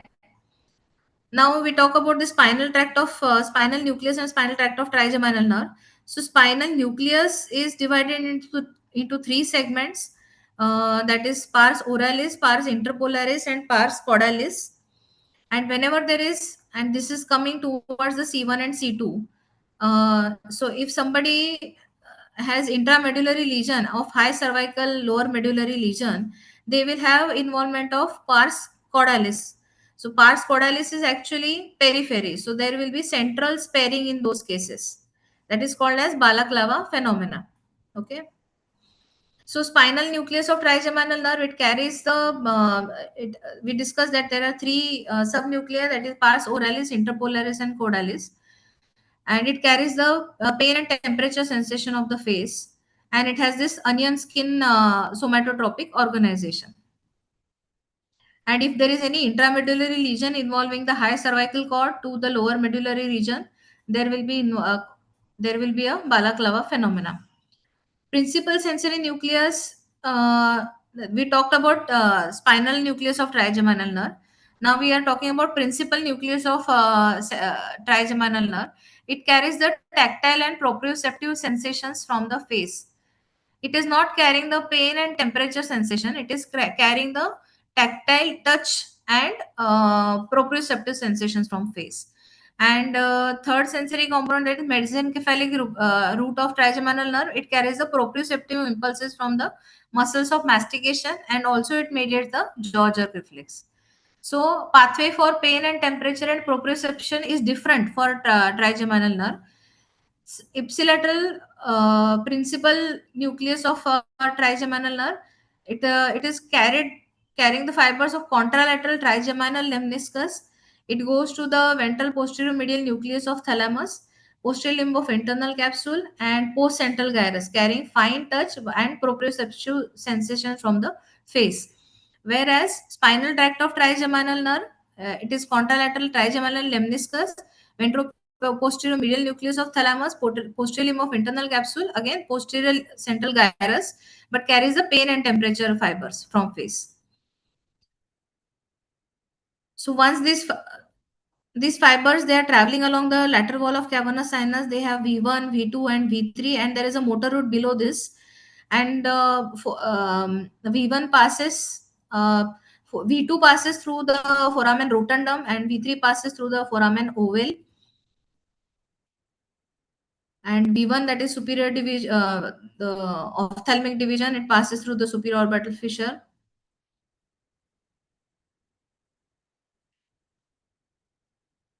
Okay, so for the sake of knowing, at least we should be aware which is the distribution of V1, which is the distribution of V2, and which is the distribution of V3. And this area is particularly important, which is C2 and C2, C3.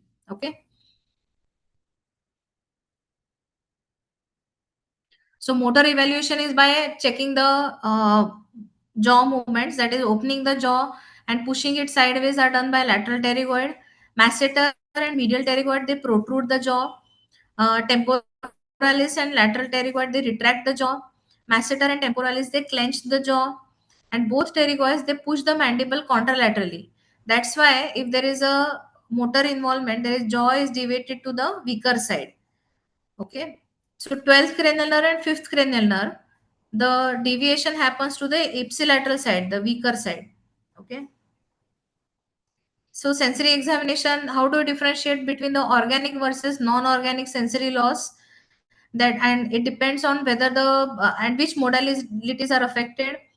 Okay, and where is the localization for that? Okay, so if you have a complete facial sensory loss, see, individual sensory loss like V1 distribution, V2 distribution, and V3 distribution, we know which nerve, which part is affected. But if there is entire one facial sensory loss, it can be at the level of Gizerin ganglion. Entire face sensory loss can happen at the level of Gizerin ganglion. And within the brainstem and upper cervical cord, you know, it is onion skin distribution. And if at the level of medulla it happens, there can be dissociation of pain temperature loss versus touch sensation, because spinal tract is affected at the lateral medullary, not the principal sensory nucleus. So there can be loss of pain and temperature, but touch sensation may be preserved at the lateral medullary level. If just remember, if entire face sensory loss is there, the localization goes to Gisserian ganglion, or just when the sensory root comes out of the pons. Then after that, everything is independent distribution, V1, V2 or V3. So how do you differentiate organic versus non-organic sensory loss? So with non-organic sensory loss, patients may have a demarcation of abnormal area at the hairline rather than at the scalp vertex. Okay. So exactly at the hairline, they say that there is a loss of sensation, but V1 goes to the middle of the vertex. Okay. So they should have a sensory loss up to the vertex to call it as really V1 is there or not. Okay. Then jawline also you can check that at the notch there should not be sensory loss. V3 will not be along the notch of the angle of jaw. Okay. And then actual sensory loss, there is no clear cut midline overlap. There can be extension beyond the midline. Okay. And that is a real organic sensory loss. And also vibration cannot be exact in the midline. If there is exact midline splitting of vibration sense, then it is also non-organic. Okay. Because the bone is completely joined, one bone. Okay. So there are trigeminal reflexes, which is corneal reflex, jaw jerk reflex, blink reflex. So afferent, efferent of these you should know. When you're checking the corneal reflex, ask the patient to look away and gently touch the cornea. From cornea means at the level of limbus. Um, the afferent for this is ophthalmic division, and efferent will be facial nerve. Okay. Jaw jerk, afferent is also V3 and efferent is also V3. Okay. So supranuclear, if motor involvement is there, there is a deviation of jaw away from the hemispheric lesion. Bilateral UMN, there will be pseudobulbar palsy. At the level of nuclear, if there is involvement of trigeminal nerve, then there can be, suppose for example, this is given in all in Brazil, but it's very complicated. If there is a dorsal pons, there is involvement of motor nucleus of trigeminal nerve. There can be ipsilateral paresis and atrophy of jaw and contralateral hemiplegia. There can be ipsilateral hemianesthesia of face also and contralateral sensory loss. Lateral pontine, there is involvement of principal sensory nucleus. So ipsilateral, facial sensory, tongue sensory, buccal mucosa, paresthesia of with limbs can be there. Spinal tract of trigeminal nerve, caudal pons to C4. There can be ipsilateral pain, temperature loss. Caudal pontine lesion, but only rostral trigeminal nuclei is involved. Only intraoral sensation will be lost in that. Ventral pontine infarction, mid-facial sensory loss would be there. So, and lateral medullary, as we discussed, there can be onion skin pattern. Okay, and then after that, preganglionic trigeminal root, that is ipsilateral complete facial sensory loss can happen at the level of cisternal segment when just the trigeminal nerve comes out of the pons, and there can be plus minus motor involvement in that region. Once it enters into the ganglia, there are ganglionic lesions also, that is complete hemifacial sensory loss. Okay, on the same side, with or without motor paresis. There can be Gradenigo syndrome at the apex of petrous temporal bone, where V1 plus sixth plus Horner would be there. Reader's paratrigeminal syndrome is between happens because of some tissue between the Gisserian ganglion and internal carotid artery. So in that case, you will get Horners on that side and also complete trigeminal involvement on that same side. There is a cavernous sinus syndrome and superior orbital fissure. We have discussed this about the fifth cranial nerve. So once you get V1, V2, and V3, how to differentiate? We know that depending on the sensory loss and corneal reflex will be V1. V2 will be, there will be numb cheek syndrome, intraorbital nerve in the infraorbital foramen get affected, giving rise to numb cheek syndrome. And in usually it is because of the recurrent squamous cell carcinoma of skin. Then numb cheek and limp lower lid syndrome, that is also because of infraorbital nerve involvement. Trumpet player's neuropathy, it is upper lip numbness and pain because of injury to anterior superior alveolar nerve. V3 foramen oval lesion, sensory disturbances in the V3 plus masticator palsy. There will be motor involvement in the V3. V1, V2, motor doesn't get affected. Trigeminal ganglion lesion, motor doesn't get affected. At the level of V3 or when the nerve comes out of the pons, that level you can get motor involvement along with sensory. In the brain stem, the motor involvement can happen, but it is very independent of the sensory involvement. Numb chin syndrome, it is mental neuropathy, lower lip, chin, mucous membrane inside the oral cavity because of CA, breast, lymphoma, or even lung mets. Okay, so trigeminal sensory neuropathy, one should be aware there are some connective tissue causes, especially Sjogren, sarcoidosis, giant cell arteritis, MS can have involvement of trigeminal root demyelination. This is a video you can see. सांगा की तुम्हाला कोणत्या एरियामध्ये कमी टोचतं? He is telling numbness along the lower chin, in the chin and lower lip on the left side.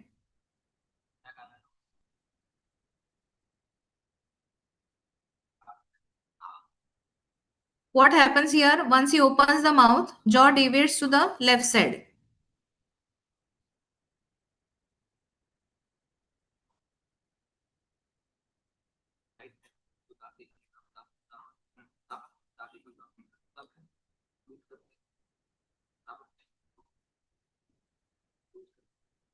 You can see good temporalis bulk here.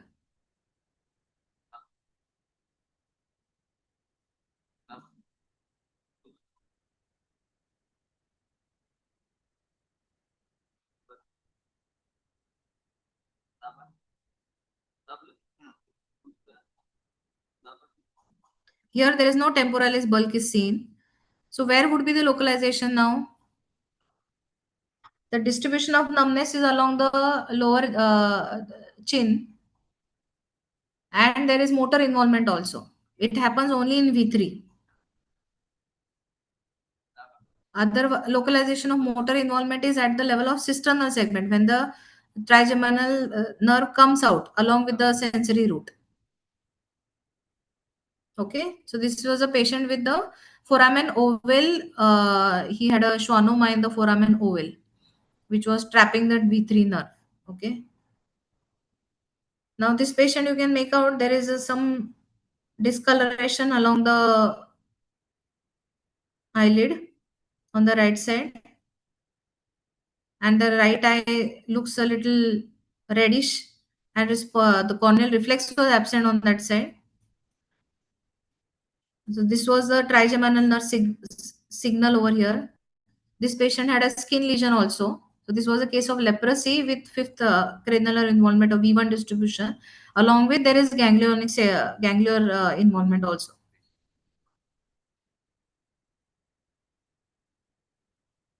This patient is also telling numb chin. This is a numb chin syndrome, known case of CA prostate.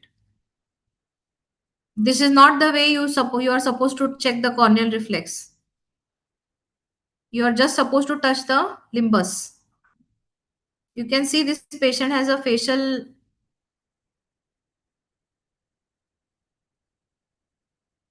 asymmetry also.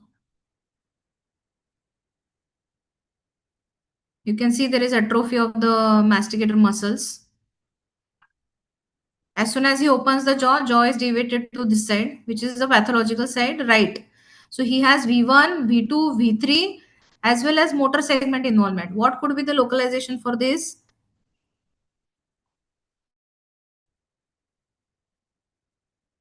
So V1, V2, V3 plus motor, all four cannot happen at the level of brain stem.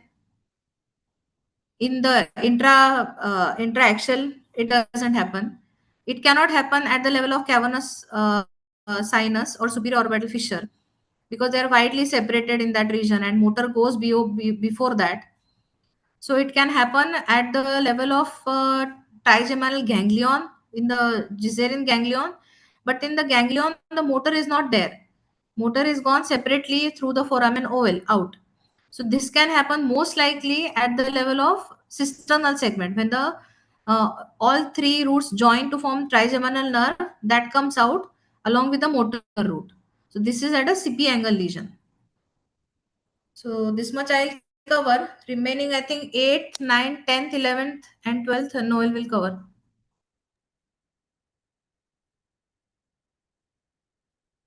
Hello? Yes, ma'am. Excellent, ma'am. Yes. Excellent. Yeah. Yeah.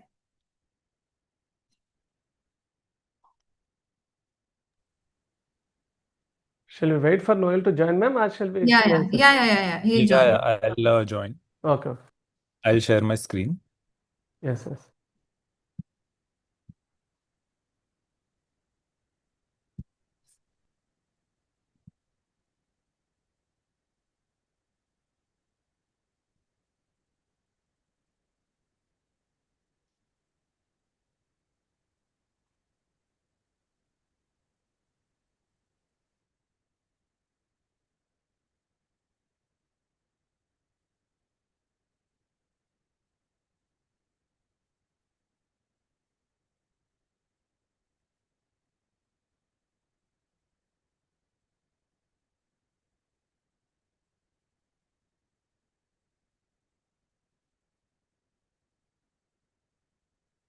Okay, so I'll start with eighth cranial now.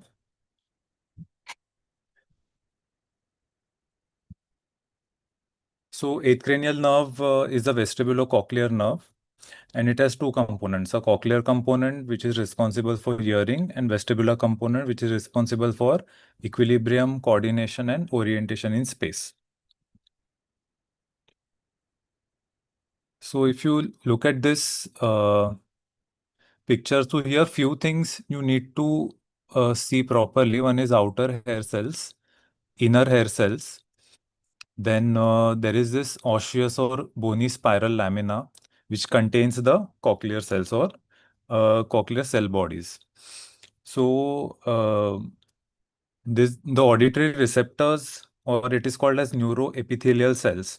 So it is made up of external or outer hair cells and internal or inner hair cells of the organ of corti. Now the cochlear, in the apex, it is stimulated by low frequency tones, and in the base, the organ of corti is stimulated by the high frequency tones. Now, thus you can see the cell bodies, they are connected to the inner and outer hair cells. So this is called as the Rosenthal canal, which is in the osseous spiral lamina. So these cell bodies, they form the cochlear nerve. So if you go ahead, you can see the cochlear nerve here. Now at the pontomedullary junction, the cochlear nerve, it divides into dorsal and ventral cochlear nucleus. Now this dorsal cochlear nucleus is responsible for high frequency hair cells, that is in the which are basal hair cells, and ventral cochlear is responsible for low frequency or apical, that is in the apex hair cells. Now they decussate or they cross over via the trapezoid bodies and they reach here. Now after reaching here, they move upwards via the lateral lemniscus into the third order neurons. Now this is the second order neurons. Now we reach the third order neurons. The third order neurons, they lie in the inferior colliculus, which is in the midbrain tegmentum. Now from this inferior colliculus, the projections, they go to the medial geniculate body. Now in the medial geniculate body, so now we come to the third order neurons. That is the fourth order neurons in the medial geniculate body. Now from the medial geniculate body, they travel upwards, that is in the anterior transverse temporal gyrus, which is also called as Heschel's gyrus, which is Brodmann's area 41, which is the primary auditory cortex. So we have discussed this four-tier system, that is cochlear nerve, then cochlear nuclear fibers, inferior collicular fibers, and the medial geniculate body. So sensory neural deafness is mainly difficulty in hearing the high-pitched sounds, and there is loss of speech discrimination, which is out of proportion to the tone deafness. So we have three tests: Rinne's test, Weber's test. So this Rinne's test, it compares air conduction to bone conduction. So So the tuning fork which is used is usually 512 or 512 hertz. So the stem of the vibrating tuning fork, it is first kept at the patient's mastoid. And once the patient is not able to perceive the vibration, then it is placed near to the ear. So that is 1 centimeter from the external auditory canal, meatus. Okay. And till the patient no longer perceives the vibration or the sound. Now, in normal and in sensory neural hearing loss, the air conduction is better than the bone conduction. And in conduction hearing loss, the bone conduction will be better than air conduction. Once the Rennes test is done, then we go to Weber's test. So in the Weber's test, normally in Weber's test, the tuning fork, vibrating tuning fork is kept in the midline. That is either at the vertex or at the forehead. And normally in both the ears, it is perceived symmetrically. But in conductive hearing loss, it is better heard in the deaf ear. That is lateralization to the affected ear. While in sensory neural hearing loss, it is lateralized to the normal ear. So if the Rennes is normal, and in Weber's test, if it is lateralized to the normal ear or lateralized to one ear, there is sensory neural hearing loss. Then there is something called a Schwabach's test.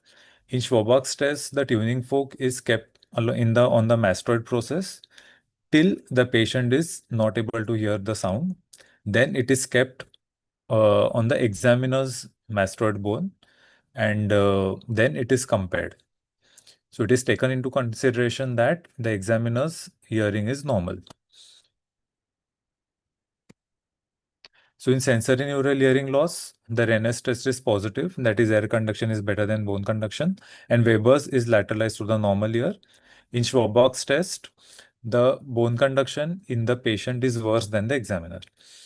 In conductive hearing loss, the Rennes test will be negative. In Weber's, there is lateralization to the affected ear, and Schwabach's test can be normal.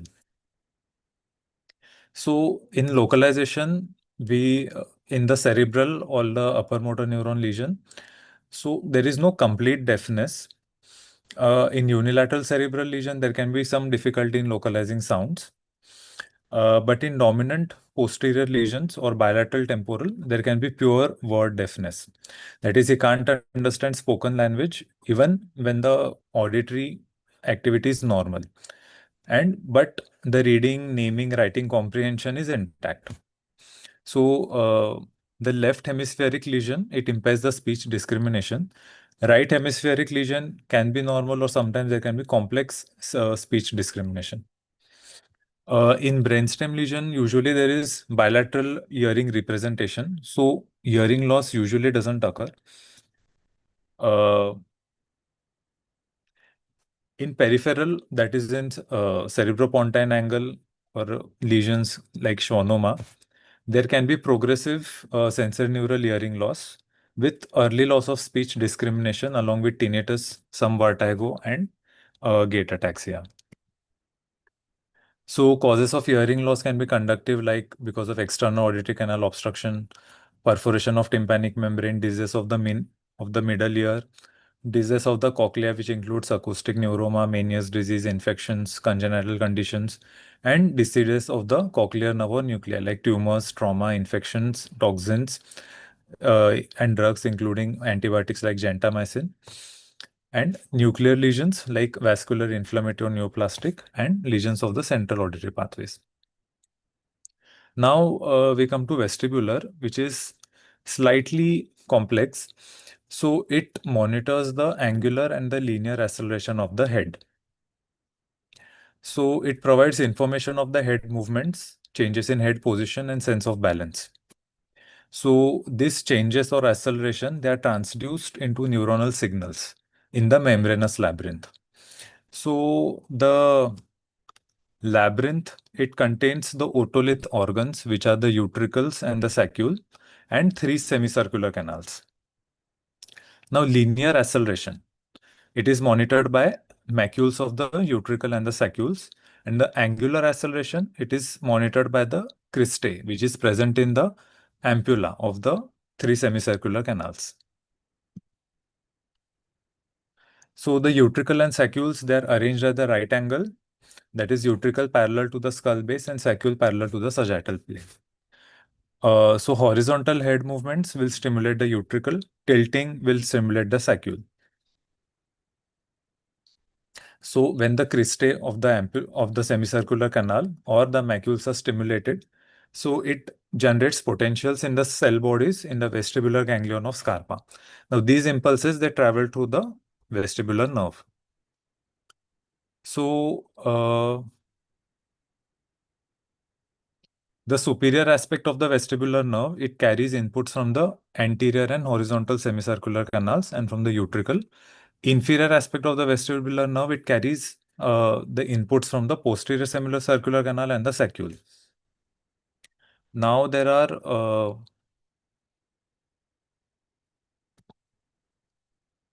four nuclei. So there is superior nucleus of Bechet-Roux, lateral nucleus of Dieter, then there is medial vestibular nucleus of Schwalbe, and inferior nucleus of Roller. So the semicircular canals, they are related to the superior and medial vestibular nuclei, and the macular fibers, they project to the lateral and inferior vestibular nuclei. Now, this is important for you. This is the VOR pathway or vestibulo-ocular reflex. So it starts from here. So that is when the head is rotated to the right side. It stimulates the right-sided or the same-sided horizontal semicircular canal. This in turn stimulates the medial vestibular nucleus. Now, this medial vestibular nucleus is also connected to the left or the opposite side abducens nucleus and the PPRF. And this is stimulated, this in turn stimulates the MLF, that is the medial rectus through the MLF. So because of this, there is deviation of the eye, that is of the left eye towards this side, and the right eye also, there is deviation towards, that is medial deviation, and left eye there is lateral deviation.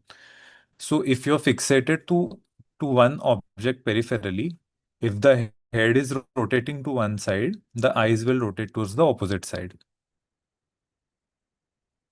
So some bedside tests are available to elicit the vestibular function. So one is nystagmus, then evaluation of eye movements. There is something called as head thrust test, which we'll see. There is something called as dynamic visual acuity, where by the Snellen's chart, you can first document the visual acuity of the patient. Then you have to shake the head of the patient for at least 15 to 20 seconds. And then you have to check visual acuity again. If it is affected, then it is usually seen in bilateral vestibulopathy. Similarly, you have something called a star walking test, where the patient has to move 2 steps forward and 2 steps backward. Because of vestibulopathy, the patient will keep on moving towards the side of the lesion, and the steps forward and backward will create something of a star. That's why it is called a star walking test. Unterberger-Fukuda is a similar test where the patient steps forward and backward, and there are few lines or angles which are made, and when there is change in angle, it is significant. Now, central lesion and peripheral lesion, that is vertigo. So central vertigo, the patient will have prolonged nystagmus, which will be non-fatigable. There will be no latency in generation of nystagmus. It is usually pure horizontal, vertical, or rotatory, and it will be associated with ataxia, vertigo, or vomiting. But vomiting is usually less severe.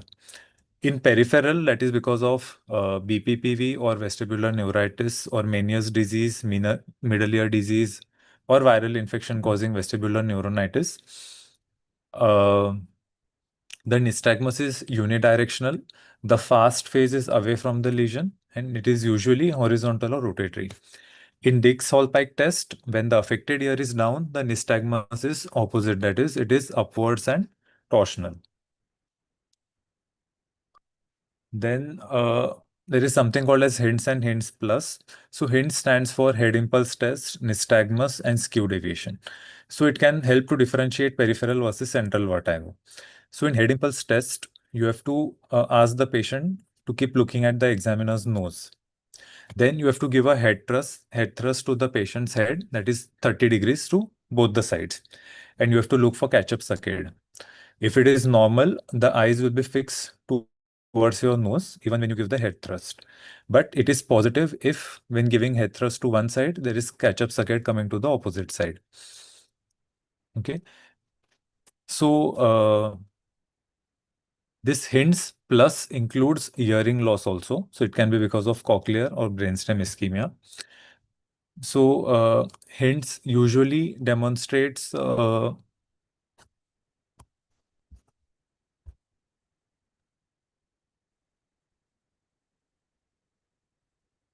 central and peripheral. So head impulse in the central origin, the head impulse test is normal. In peripheral, it is abnormal. Nystagmus can be bidirectional or vertical in central. It is usually unidirectional in peripheral. And skew, that is abnormal. The skew deviation is seen in central origin vertigo, while it is normal in peripheral origin. So this is a head impulse test, where you can see when it is turned towards the right side, there is catch-up saccade which is coming on the left side. So while when the head is turned towards the left side, there is no nystagmus seen or catch-up saccade seen. So we come to glossopharyngeal nerve. Now it has a nucleus ambiguous. So this is both sensory motor and so nucleus ambiguous is motor and it supplies only stylopharyngeus muscle. While inferior salivatory nucleus, it is parasympathetic to parotid gland through otic ganglion. And it has one more nucleus, that is nucleus of tractus solitarius, which is responsible for taste in the posterior one-third of tongue. Now, the spinal tract of trigeminal nerve, that is general visceral afferent, it is responsible for pain and temperature from the posterior third of the tongue. Tonsillar region, posterior palatal arch, soft palate, nasopharynx, and tragus of the tongue. Okay. While taste is because of glossopharyngeal nerve. Now, the tympanic branch of glossopharyngeal nerve is called as Jacobson's nerve, and it supplies tympanic membrane, eustachian tube, and the mastoid region. And there is something called as carotid sinus nerve. It is called nerve of Herring. It carries chemoreceptive afferents from carotid body and baroreceptor afferents from the carotid sinus, that is baroreceptors. Now, evaluation. So, stylopharyngeus muscle is difficult to assess. Taste sensation is difficult to test. So, usually it is done by electrical stimulation or galvanometer. So, supranuclear, usually there is bilateral input. So, they can present, if there is bilateral lesion, they will have pseudobulbar effect. Nuclear or intramedullary, clinically, mainly there are symptoms of the vagus nerves. Peripherally, there can be jugular foramen syndrome, which is called as Werner syndrome, where there is involvement of 9th, 10th, 11th cranial nerve, along with pain behind the ear. Retropharyngeal or retroparotid, these are called, there is a syndrome called as Collet-Sicard, where there is involvement of 9th, 10th, 11th, and 12th cranial nerve, and Villaret, where there is additionally Horner syndrome. Now, 10th cranial nerve of vagus, so it contains motor, sensory, and parasympathetic nerve fibers. So 6 to 8 rootlets of the vagus nerve, they emerge from the lateral medulla. It is posterior side of the lateral medulla, medulla oblongata, in close relation to the glossopharyngeal nerve. Now, when they come out, they form a single trunk and they leave from the jugular foramen in a dural sheath, which also contains spinal accessory nerve. So there are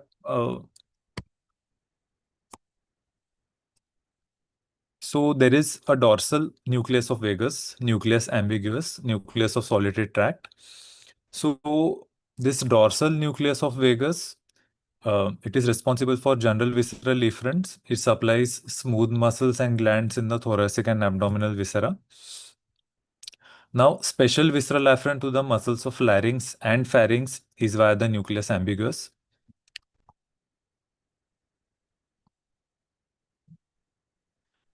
So the motor fibers, they arise from the dorsal motor nucleus of vagus and nucleus ambiguous, which is situated on the floor of fourth ventricle.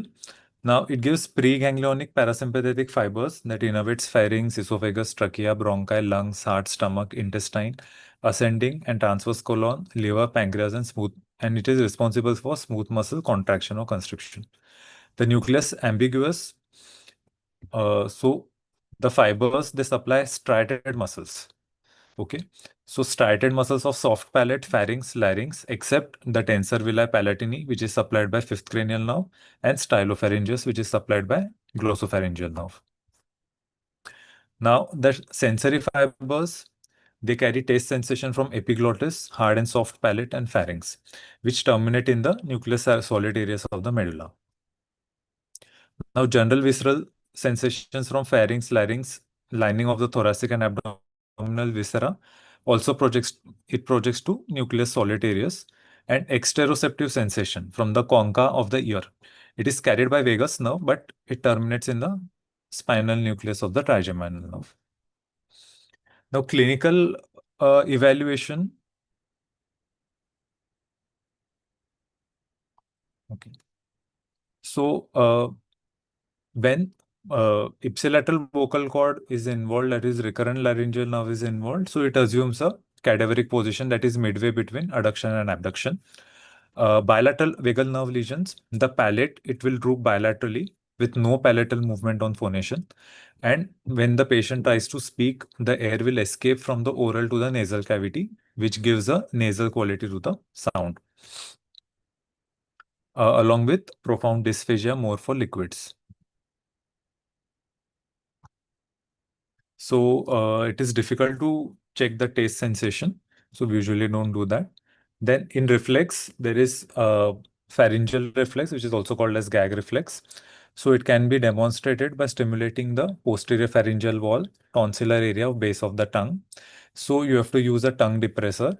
You have to depress the tongue, use a torch to illuminate the posterior pharyngeal wall, tonsillar area, and you can use a swab stick to stimulate these areas.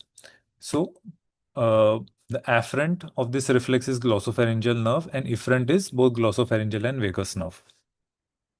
So unilateral vagal lesions, it will depress the ipsilateral gag reflex by interrupting the efferent arc. Okay. Along with that, there is ipsilateral flattening of the palatal arch, and uvula is deviated towards the non-paralyzed side, that is the opposite side. So what you can remember the rule of 17, that is cranial nerve 10th and cranial nerve 7th.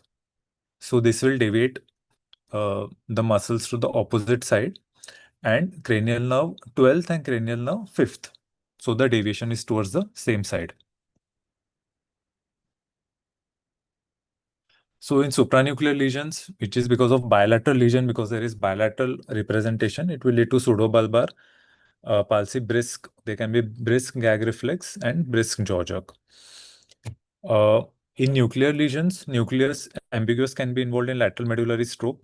It causes ipsilateral, palatal, pharyngeal, laryngeal palsy along with other cranial nerve and long tract sign. If only the cranial or cephalad portion of the nucleus ambiguous is involved, then it can involve palatal and pharyngeal function, but laryngeal function is spared. It is called as palatopharyngeal paralysis of Evelis. So these are the few syndromes which we have discussed before. So Burnet syndrome is jugular foramen syndrome, where there is involvement of 9th, 10th, and 11th cranial nerve. Villarete syndrome is there is involvement of 9th, 10th, 11th cranial nerve with 12th cranial nerve, and Horner syndrome. Collet-Sicard is 9th, 10th, 11th, and 12th cranial nerve. Evelis syndrome is 10th cranial nerve with contralateral hemiparesis. Tapia syndrome is 10th and 12th cranial nerve. And then there is Dejerine medial medullary syndrome, where there is contralateral hemiparesis and ipsilateral 12th cranial nerve palsy. And there can also be contralateral hemisensory deficit. So now we come to vagus nerve in the periphery. So which can be affected because of lymph nodes or internal carotid artery dissection. So superior laryngeal nerve. So there can be unilateral vocal cord paralysis with laryngeal anesthesia, which can cause mild hoarseness. In recurrent laryngeal nerve, there is unilateral recurrent laryngeal nerve palsy, which can cause hoarseness, dysphonia, diplophonia, that is two pitch levels of sound which can be heard simultaneously. And the paralyzed cord will be in the midline.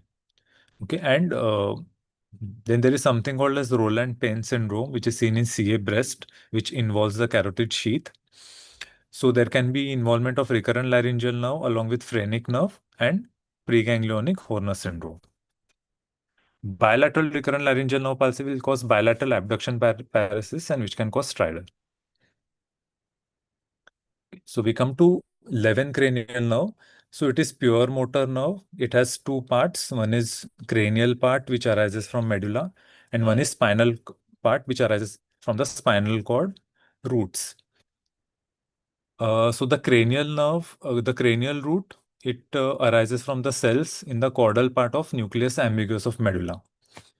And the spinal part, it arises from the column of cells, which extends from first to sixth cervical cord segments.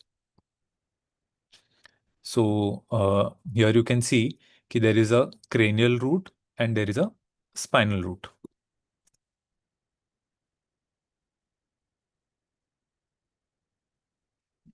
So supranuclear innervation of trapezius and sternocleidomastoid, it originates in the lower precentral gyrus.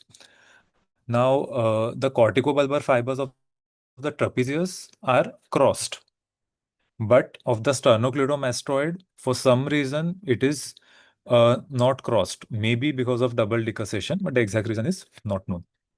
So that's why corticobulbar fibers of the trapezius will affect the opposite trapezius, while in the sternocleidomastoid, it will affect the same-sided sternocleidomastoid.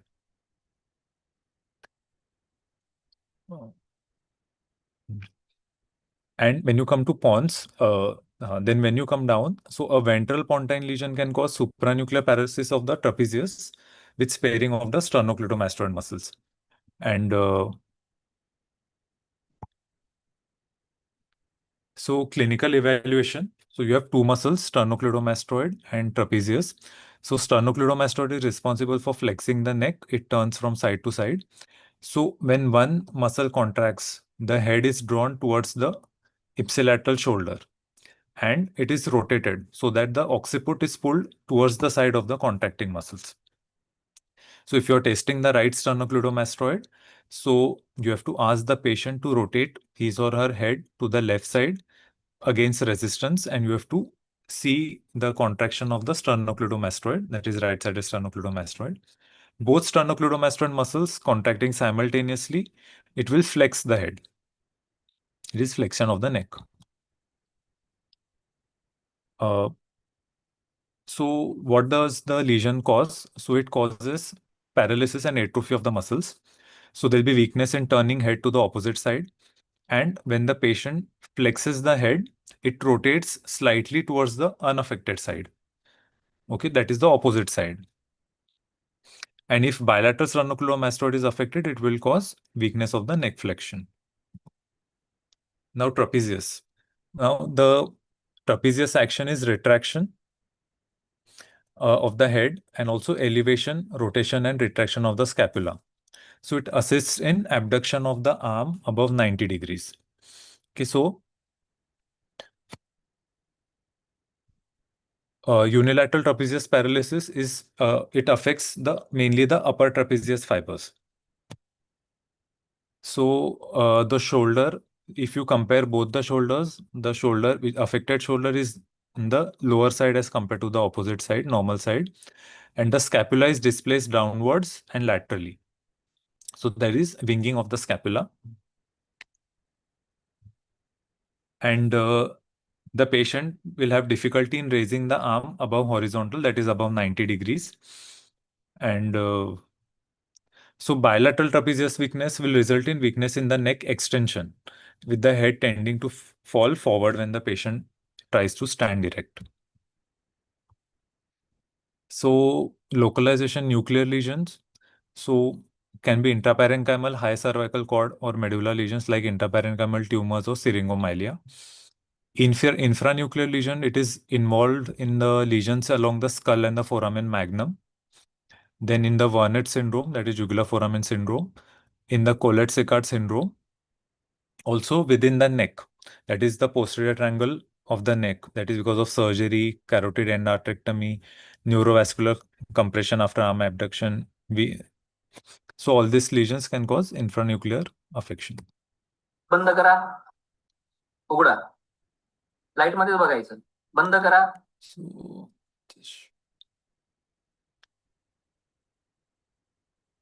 So in here you can see there is atrophy of the tongue, and there are some fasciculations also. Also, you can see in the dark there is meiotic pupil, so there is Horner's also. So this is Collet-Sicard syndrome. हा करा. This is hyperactive gag reflex because of both UM and palsy. So the last cranial nerve, the 12th cranial nerve, it is called as hypoglossal nerve. So it is motor nerve of the tongue. It arises from the hypoglossal nucleus, which is a longitudinal cell column in the paramedian medulla. So this is the hypoglossal nucleus. You can see here. So supranuclear control of the tongue, the corticobulbar fibers, they originate in the lower portion of the precentral gyrus, lateral to the precentral knob. So the corticobulbar fibers controlling the genioglossus muscles are crossed, while other muscles, they have bilateral control. So if you see the action of muscles, the genioglossus muscles, so bilaterally, so it has posterior fibers and anterior fibers. So anterior and posterior fibers together, they draw the tongue downwards and it makes the superior surface concave. Hypoglossi, this is responsible for retraction of the tongue and depression of its sides. Chondroglossi, it is the depressor and retractor of tongue, while styloglossi, it draws the root of the tongue upwards. Now the intrinsic muscles are mainly, so these are the extrinsic muscles. The extrinsic muscles are responsible for moving it up, down, protrusion and retraction, while the intrinsic muscles are responsible for changing the shape of the tongue. Like superior and inferior longitudinal muscles, they shorten the tongue. The transversus narrows the tongue and elongates the tongue, while verticalis flattens and broadens the tongue. So clinical evaluation, so you have to observe the tongue at rest with protrusion and assessment of strength. So at rest, when you ask the patient to open the mouth, you have to shine the torch and you have to look whether there is flaccidity, whether there is a small spastic tongue, whether there is atrophy, whether there is fibrillations or fasciculations. And when you ask the patient to protrude the tongue, you have to look for deviation of the tongue.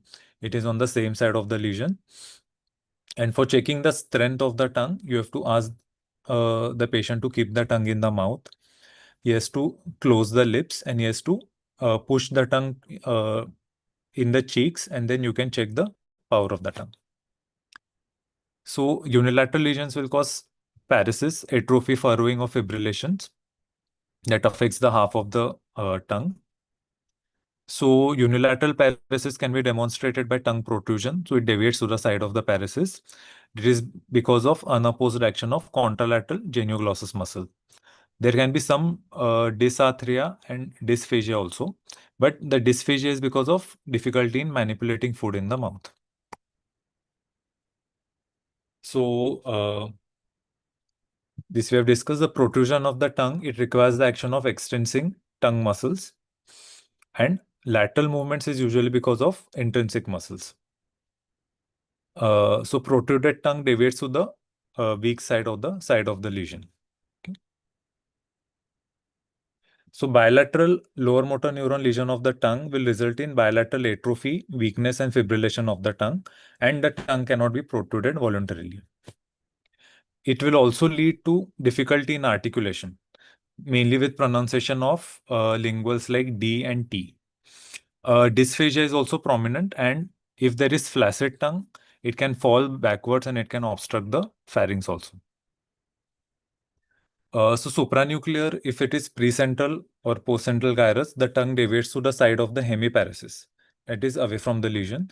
In the internal capsule, basis pontis, corona radiata, tongue to the side of hemiparesis. Sometimes there can be central paresis of tongue because of lacunar infarction in the internal capsule also. Bilateral UMN lesion will lead to small spastic tongue. Nuclear or intramedullary, there is medial medullary syndrome that is called as Dejerin because of anterior spinal or vertebral artery. So tongue towards the side of the lesion, that is, and contralateral hemiplegia. There can also be contralateral joint position loss because of medial lemniscus involvement. Infranuclear lesions or peripheral lesions like Collet-Sicard, Jackson, Tapia, we have already discussed. And there is something called as hypoglossal vertebral entrapment syndrome. There is isolated hypoglossal nerve palsy because of compression of kinked vertebral artery. Godfredsen syndrome because of 6th and 12th cranial nerve involvement. There is the localization is the lesion in clivus, usually because of nasopharyngeal carcinoma or metastasis. And occipital condyle syndrome, that is tumors or some lesion of the occipital condyle, which can cause occipital pain along with that ipsilateral hypoglossal nerve injury. So these are the few syndromes. नाम बोलो आपका I think the videos. बाहर करो और अंदर रखो, बाहर करो.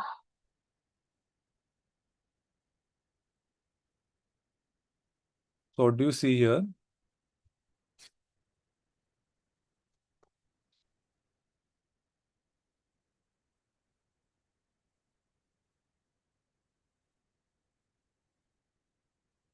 Okay, I think my videos are not playing.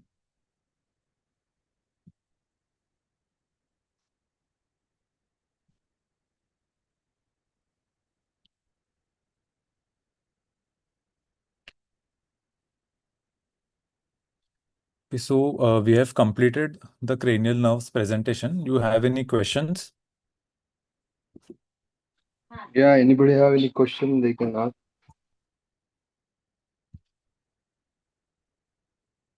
It was a very extensive PPT presentation by Dr. Noel and Palea. Anybody have any question?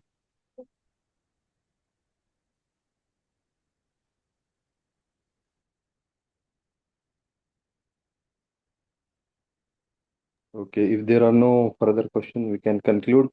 Thank you, Dr. Noel and Dr. Spalea, Thank you, and for all the best for comprehensive. everyone. Yeah, thank you very much. We can conclude the session. Yes. Thank you.